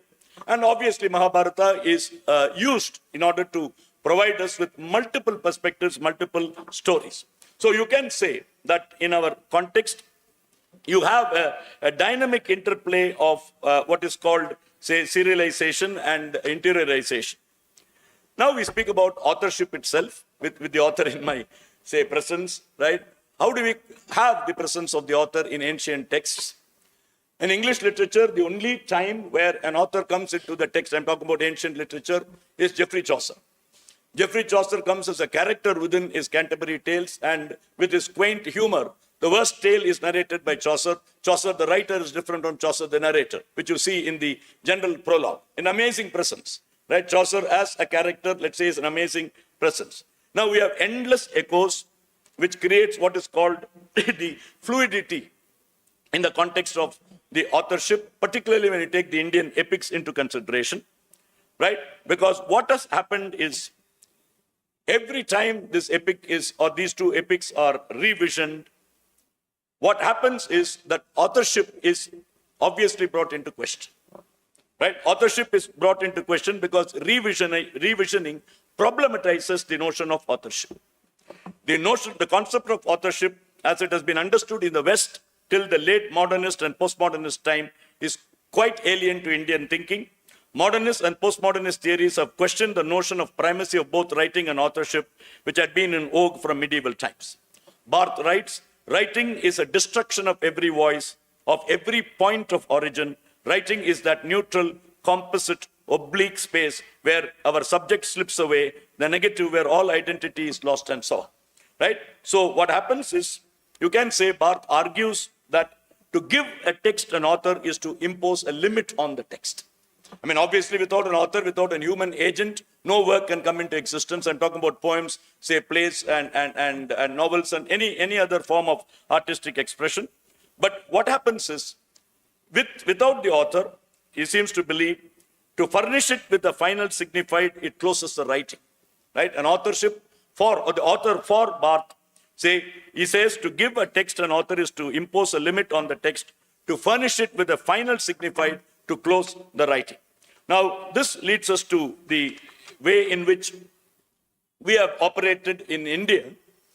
G.N. Devi, an amazing writer, spoke about two traditions, the little and the great tradition and the little tradition called, the Desi tradition and the Marga tradition. Now, in which he obviously says that, the authorship also is not of important consequence, because if you take Sanskrit aesthetics into consideration, it is Dwani or Rasa that becomes more important, not the author. Right? What is the essential rasa in a work of art is more important than who the author is ultimately. Or if at all the author comes into the picture, has he or she been able to manifest this rasa through this work is an important question. Right? Not he or she that matters at that particular point. So in that context, when you believe in such aesthetic principles, the idea of indeterminate and infinite authorship, because a story it believes is never completely told, nor does a story really have a determinate origin. Right? A determinate origin. Now, very interestingly, the most famous essay by Michel Foucault, what is an author? Right? He never asked who is an author, but he asked who is an author, an easiest question to answer. What is an author is a conceptual question. So in that context, he says that I cannot speak for the entire world. The author function is not universal or constant in all discourse. Even within our civilization, the same types of texts have not required authors. There was a time when those texts, which we call now literary stories, folk tales, epics, and tragedies, were accepted, circulated, valorized without any question about the identity of their author.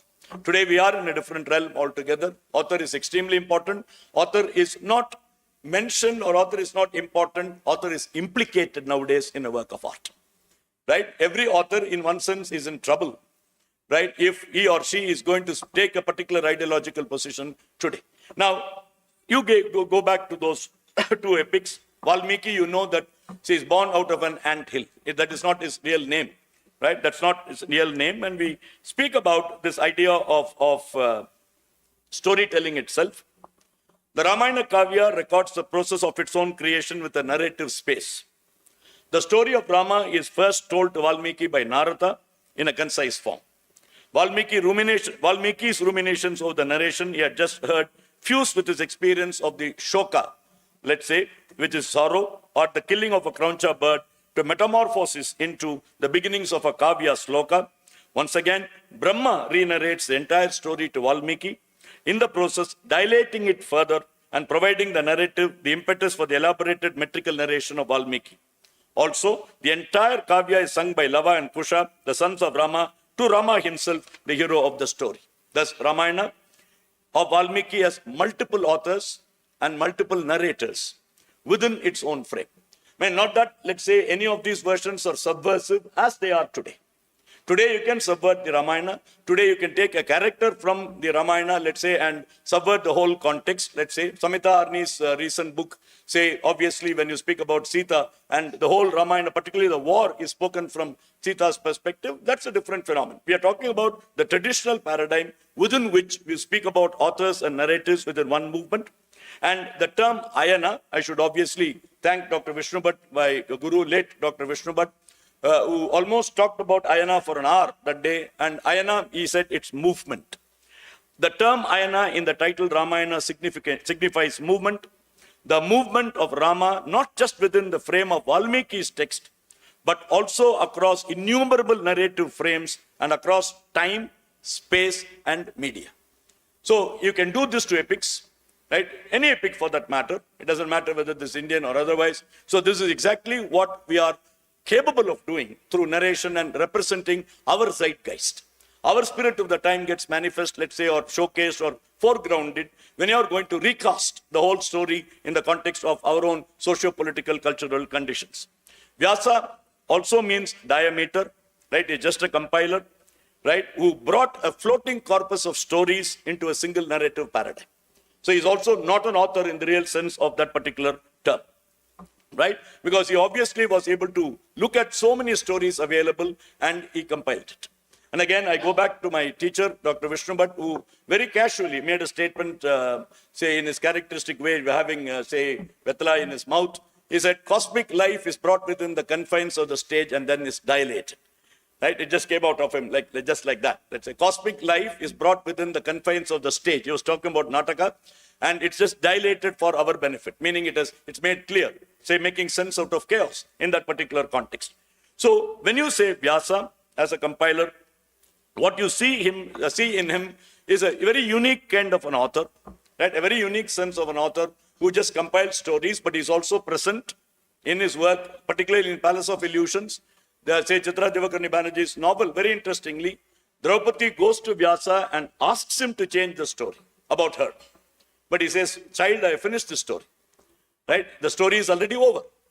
I can't do anything about it. So she still says, let's say I can change within this particular paradigm, I can change my narratives, right? I can change my own stories within that particular thing.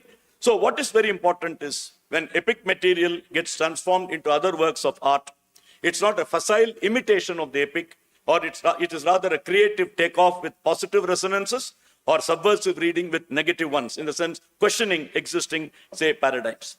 So any act of revisioning is a unique mode of narration, because what is suggested in the epic story is both foregrounded and expanded, proving the multidimensionality of the epic story.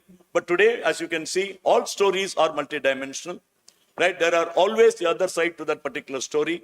Who says it becomes very important. What is said and to whom it is said becomes extremely important in the ideological times in which we live. Now, I'll take two examples, say particularly Basa's Urubangam, in which we see that Duryodhana is reimagined. I'm only interested in that particular process. Vyasa is there as a character in the play. You have that famous mace fight between Duryodhana and Bhima. And the Bhima, obviously, at the instruction of Krishna, is able to, say, shatter his thigh. That's what Urubangam is translated into English as, the shattered thighs. And Vyasa sees that, and he knows his story. After all, it is his own story.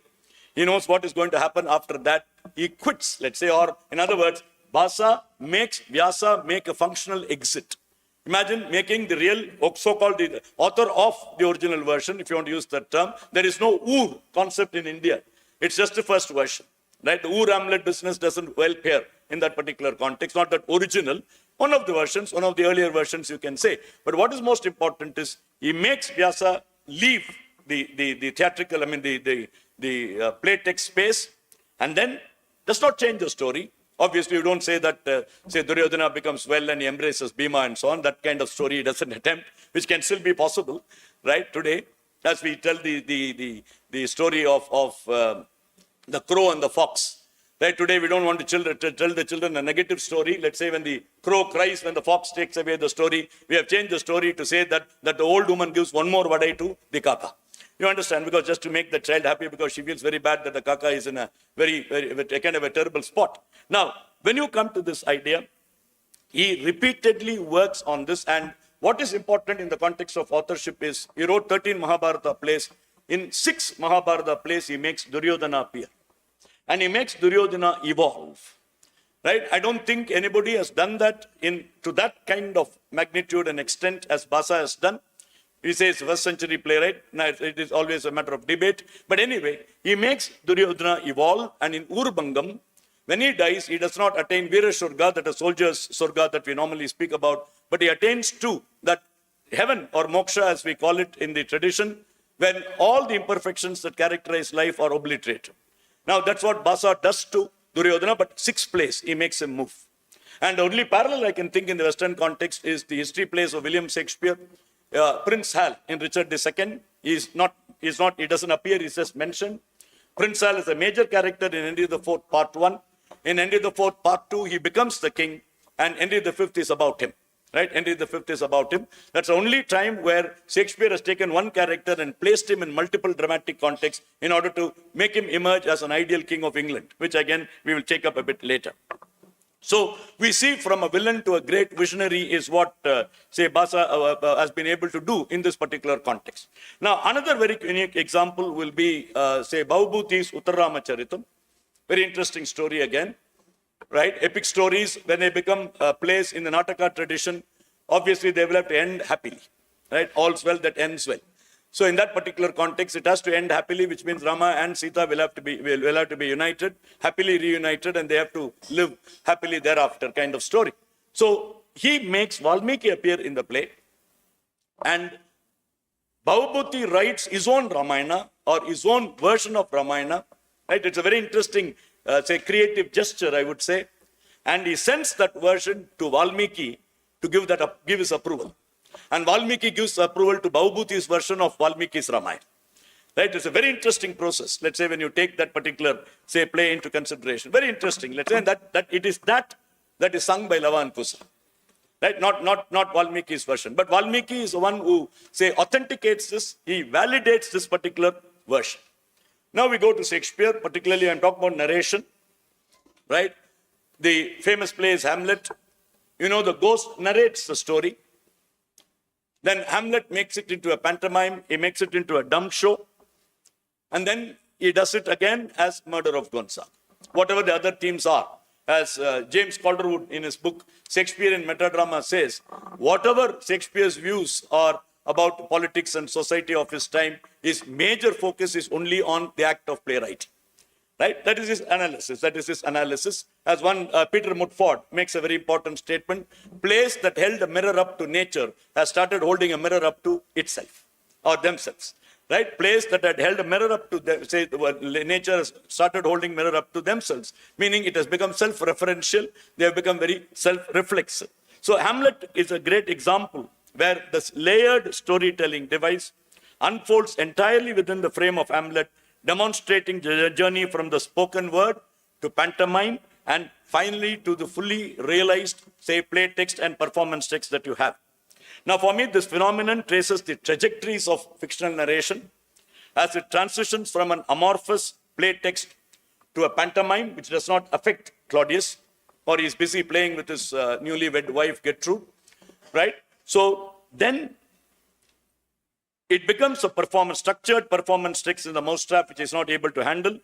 Each stage of transformation serves a unique purpose in the storytelling process, illustrating the dynamic and fluid nature of drama. The evolution from narrative to pantomime and to full-fledged play mirrors the way that ideas take shape in theatrical production, beginning as an initial concept before finding their full expression on stage. Shakespeare, in his natural genius, provides an insightful exploration of the form in spoken narration to its refinement in silent performance, and finally, let's say, in the ultimate realization in The Murder of Gonzaga, the play proper. Through this intricate narrative layering, Hamlet becomes not just a tragedy of revenge and existential contemplation, but also a profound meditation on the power and process of theatre itself. Now we go to a very critical kind of thing, which I talked about earlier. We call these terms meta-narratives and grand narratives. You have that famous line, say Lyotard's famous line, let's say, what is postmodernism? How do you look at it? Let's say it's an incredulity towards meta-narratives. right? We don't believe in grand narratives anymore because grand narratives are justified by the authenticity of the narrator who makes sweeping generalizations, and they deal with capitalized history, whereas petite, say, receipts as we call it, or little stories, they simply record or recount historical or realities. Today, we don't believe in history as a monolithic entity. Histories is what we speak about.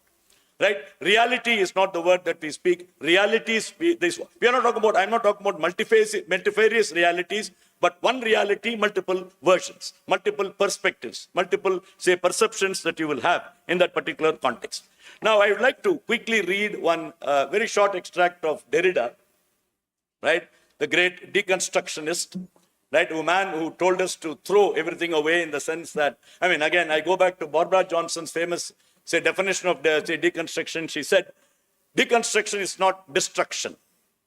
It's a careful teasing out of the warring forces of significations within a text. Beautiful definition, right? A careful teasing out of the warring forces of signification within the text.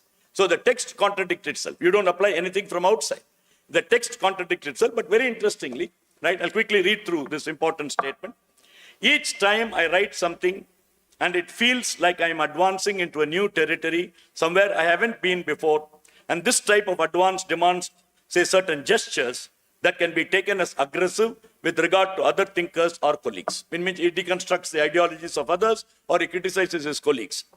I am not someone who is by nature polemical, but it is true that the deconstructive gestures appear to destabilize or cause anxiety or even hurt someone, right? It's available on the YouTube, right? Derrida, Fear of Writing. But what happens is this, he says, so every time I make this type of gesture, there are moments of fear, right?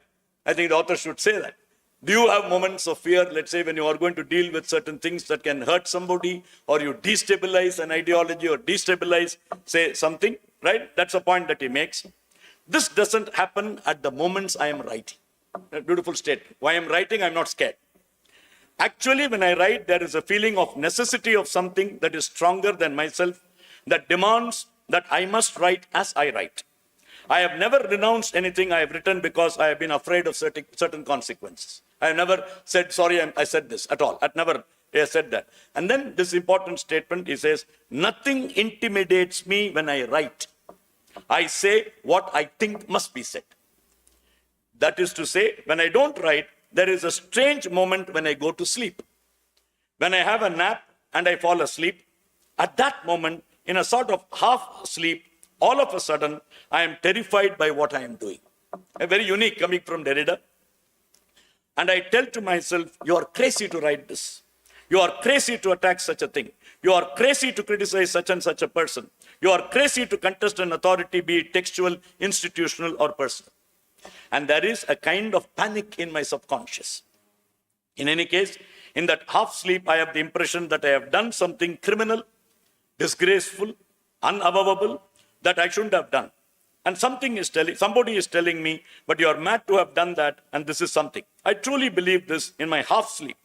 But the implied comment in this, stop everything, take it back, burn all your papers, all instructions coming from the subconscious. What you're doing is inadmissible, but once I wake up, it's over. Right? He says, working, say, when he says it's over, what this means or how I interpret this is when I am awake, conscious, working in a certain way, I am more unconscious than in my half sleep. Meaning, I am not conditioned. That's the basic idea. I am not conditioned by anything that will obviously hamper my creative process or critical process. When I am in that half sleep, there is a kind of vigilance that tells me the truths. First of all, it tells me what I am doing is very serious. But when I am awake and working, this vigilance is actually asleep. Right? This vigilance is actually asleep. So this is a very important point is made. It is not the stronger of the two, meaning vigilance and the absence of vigilance. And so I do what must be done. Right? That's a very important statement. Now, very interestingly, we go back to a very important word that Michel Foucault uses. Parrhesia is a term that he borrows from, say, the Greeks, which means truth-telling. Say, we began with the idea of authenticity. We spoke about the idea of inclusivity. But authenticity for Foucault is telling the truth, right? Truth telling. And how does he interpret it? How did the Greeks interpret it? Greeks interpret it in the way that you should tell a truth even if it is going to be harmful to your personal interests, even if it's going to be harmful to your perspectives of life, your perceptions, and your ideologies. Now, it is that kind of, say, parousia that we expect from the mini narratives, the little narratives as we can speak about. So when you speak about, in this context, the little narratives, the moment you speak about little narratives, we also have to speak about narratives beyond the center or narratives from the margins, right? We can speak about indigenous writing. You can talk about ecological writing. Right? Fritjof Capra, a quantum physicist, says that we suffer from a crisis of perception. Right? All the conflicts that we have in the world is primarily because of a crisis of perception, which he says is political, geopolitical, economic, and ecological. It's just a crisis of perception.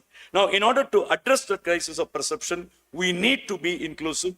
We need to believe, let's say, in the interconnectedness. He has written amazing books, which obviously is based on quantum, physics, which obviously I don't understand, but the other parts are extremely important. The essays that he writes with regard to mind, with regard to how he has a lovely book called The Hidden Connections, right? Hidden Connections, in which he says a beautiful image. So there are so many trees, multiple trees, let's say different varieties, different from one another. You name them as being different, but you dig deep, the roots are all intertwined, right? This he calls the hidden connections. So hidden connections, systems, way of view of life, Tao of physics, right? Web of Life is one of the most important books in which he discusses deep ecology, which he obviously borrowed from, say, Arne Naes, a Norwegian ecologist. Now, ecology today ultimately is not merely physical environment. It is most inclusive. It's an umbrella term which, say, obviously comprises all marginalized discourses. Today, eco-criticism obviously comprises all marginalized discourses in that particular context. Now, we have again one more play, which I refer to, Vishaka Datta's Mudra Rakshasa, right? Very interesting, right? Where two characters, Rakshasa and Chanakya, each one writes a play to frame the other, right? Each character writes a play to frame the other. And ultimately, you see that Chanakya's play is that which enframes even Rakshasa's play. To put it simply, the interplay of this self-conscious performance and political dramaturgy makes Mudra Rakshasa an extraordinary study in meta theatre. See, Rakshasa tries to, say, create a few incidents which will implicate or put, say, Chanakya as a character. Now, he doesn't realize that Rakshasa's play is well within Chanakya's play. Right? He allows, say, Rakshasa to write his play within his play. Obviously, the reason is political in the sense that he wants to make Chandragupta Maurya, say, the king, and he obviously, Rakshasa belongs to the Nanda dynasty, was a minister of the Nanda dynasty, and so on. So, very interesting kind of thing.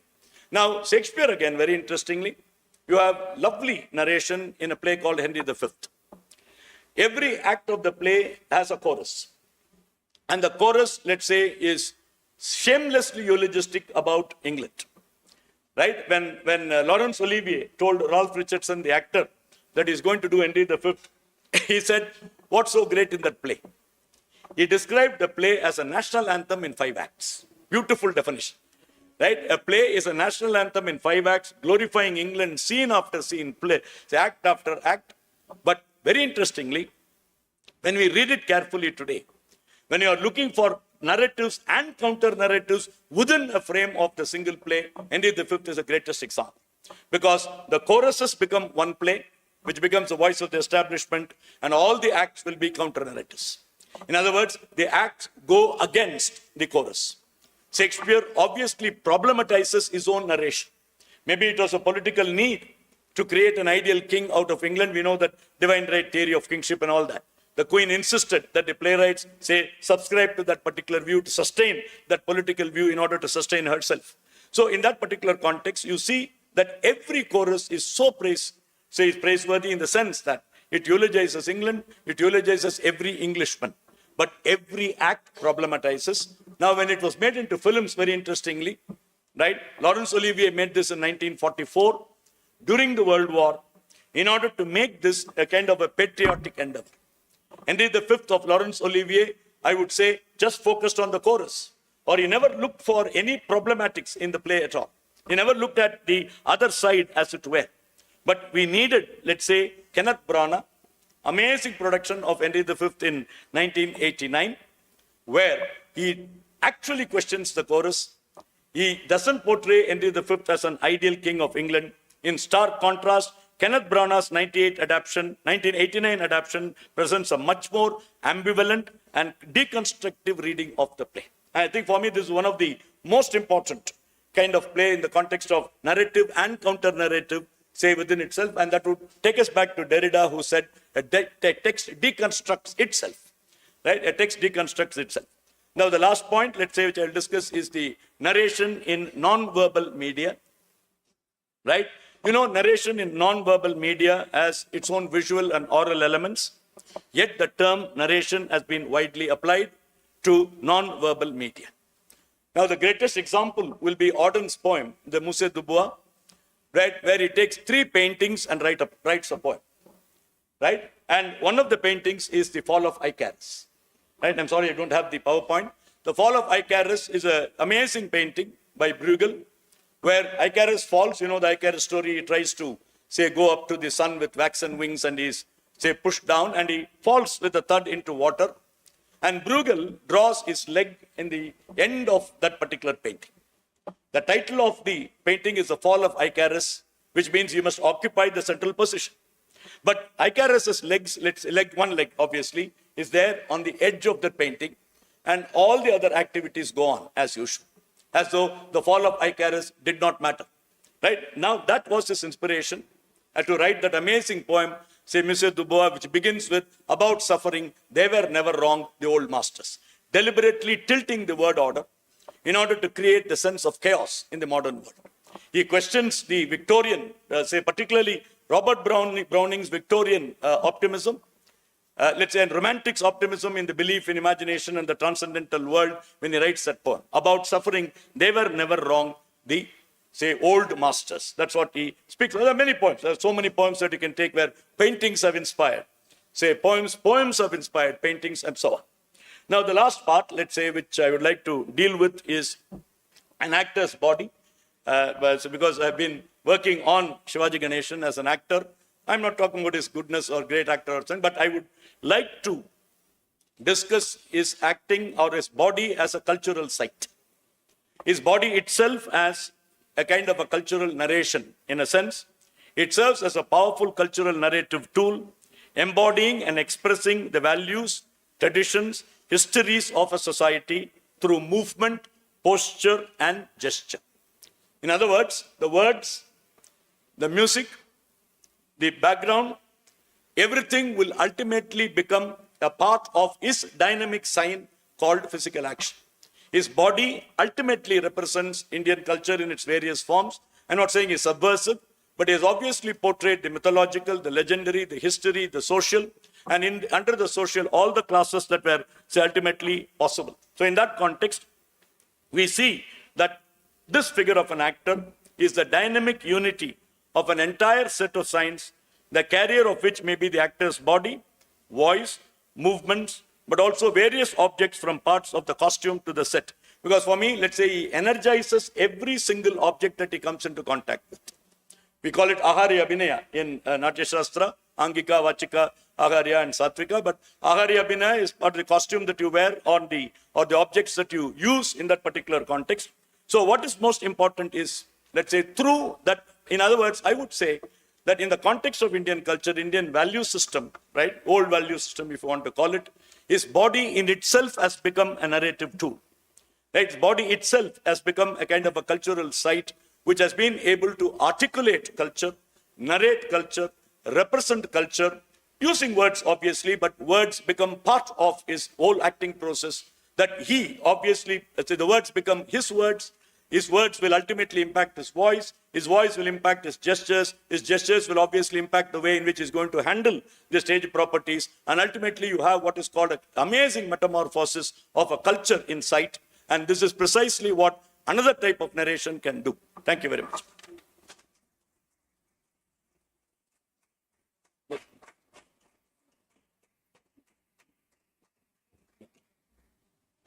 Nandini wants you to question me. Thank you so much, sir, for your insightful and informative sessions. The floor is now open for the questions. Please. I'm happy to see Dr. Doraisamy, who was a colleague of mine in Madras Christian College.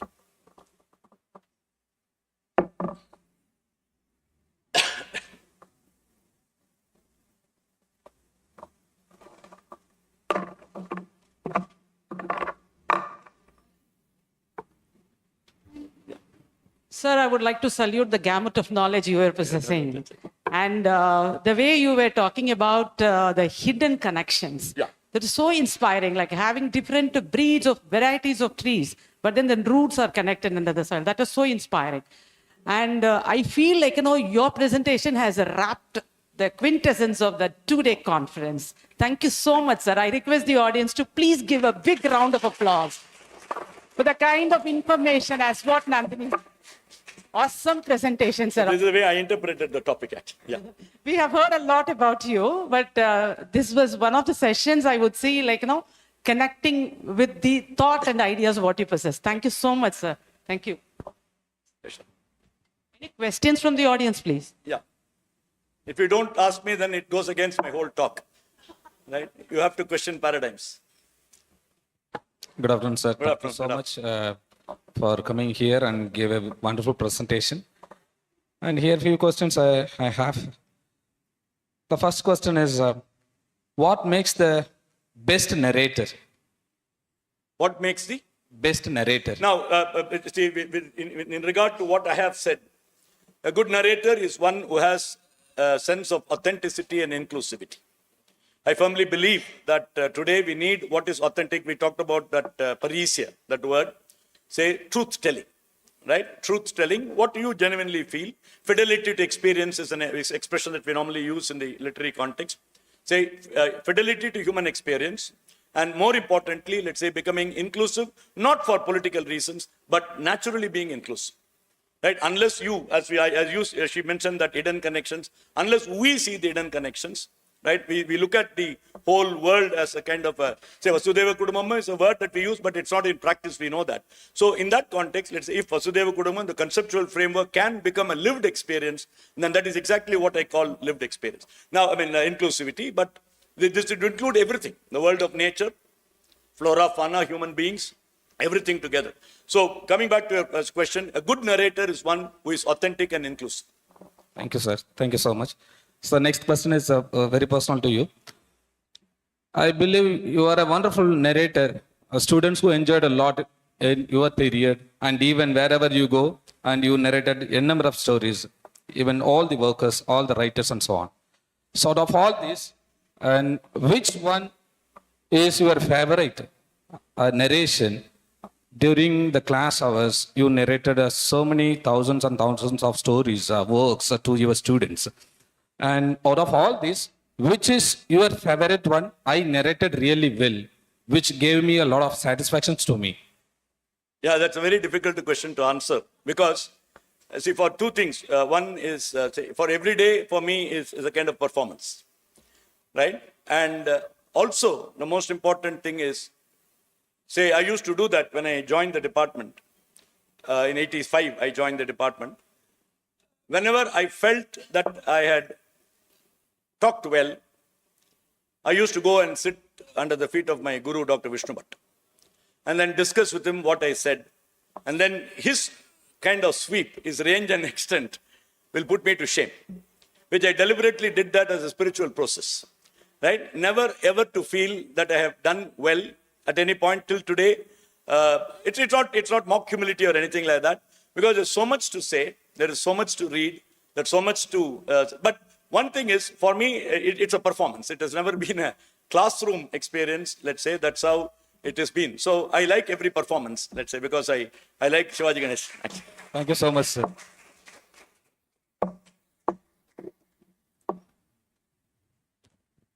Good afternoon, sir. So we're talking about Ayappa Panikkar's narratology. So can we use Ayappa Panikkar's narratology in life narratives? I didn't get your question. Ayappa Panikkar's narratology, Yeah. those 10 features, can we use? Yeah, definitely. See, life narratives is a term that we use today. Again, this idea of authenticity is very important. You don't sensationalize, you don't romanticize in life narratives. Now, if again, going back to that idea of being committed to the truth of the matter, the heart of the matter, I think that it is quite possible.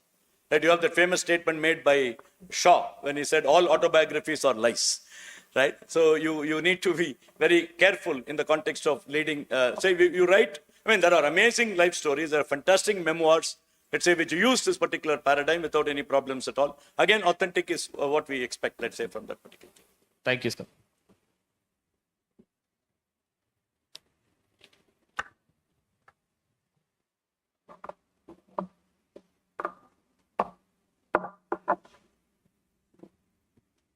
Any questions?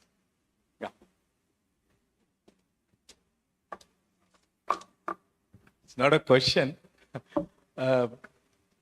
No, we worked for more than 25 years together in MCC, and we had around a bunch of around 10 people, or more than that, I can say. We forget in the class ourselves, and then that's what he used to perform there in the class. So when we enter into the class, on the stage, we were the king, and we forget ourselves and we get into that. And one of us, such a finest professor whom Madras Christian College had, and every individual in the English department, students loved him like anything. Not only then, even now also. I reveal a fact that when I joined here, the Dean CET called me and get a good English professor. Then the first person I thought about is him, and I gave a ring to him, and he politely refused that, sorry, I couldn't because I'm involved in so many other things. SRM missed you, but still I think we are always, getting you whenever we want. And he is, we always call him as a Shivaji in look and as everything. And there are 4 or 5 of us close to each other, and whenever we meet, we think about and we discuss about one of the Shivaji's thing. And every day when we meet, he will ask some new things. And he said, in the padam paathen, so it will go for 1 hour. It will go for 1 hour, and those things, we laughed quite a lot, those punchlines. I really enjoyed those moments, and Balaswamy and all, we together, and we love those days. And thank you very much, Ganesh, once again. Thank you very much. Thank you very much. I think you are all fortunate to have a professor like this, and you can keep him as a model how a teacher is supposed to be in the class. Thank you.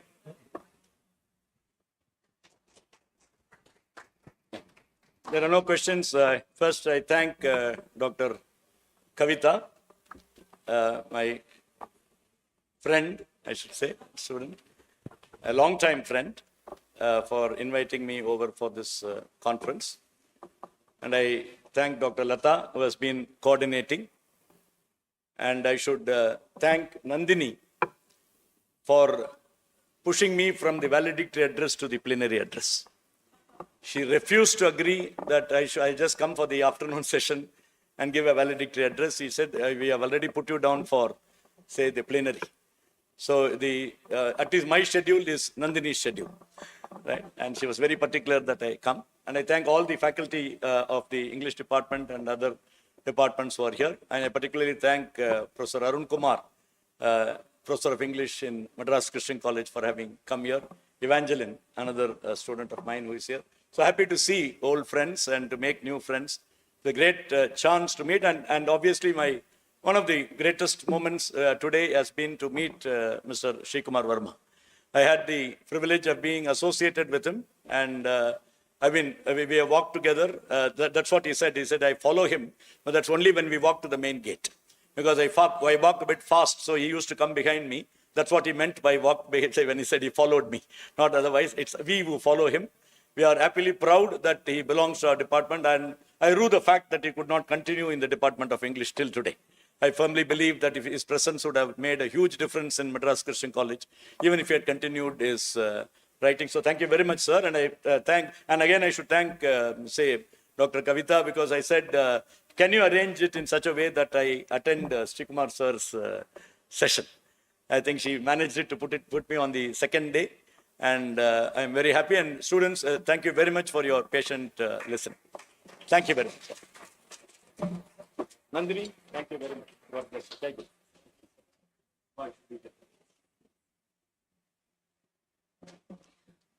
Thank you so much, sir, for your patient answering and for your informative session.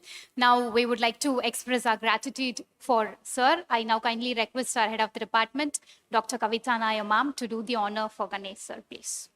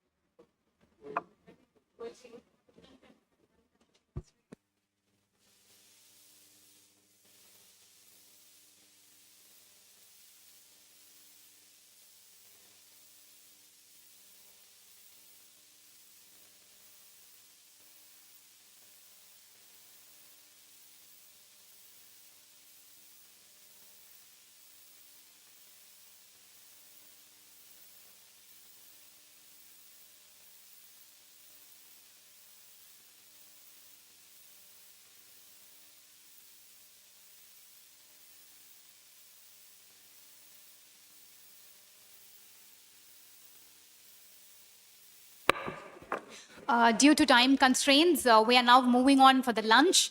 So we have 45 minutes. So we kindly request you all to quickly have lunch and come back again for the paper presentation. The lunch will be served outside. So please grab your plates and use the classrooms which are there. You can have it in nearby classrooms and you can have it inside. So please proceed for the lunch. Please do be back in 45 minutes.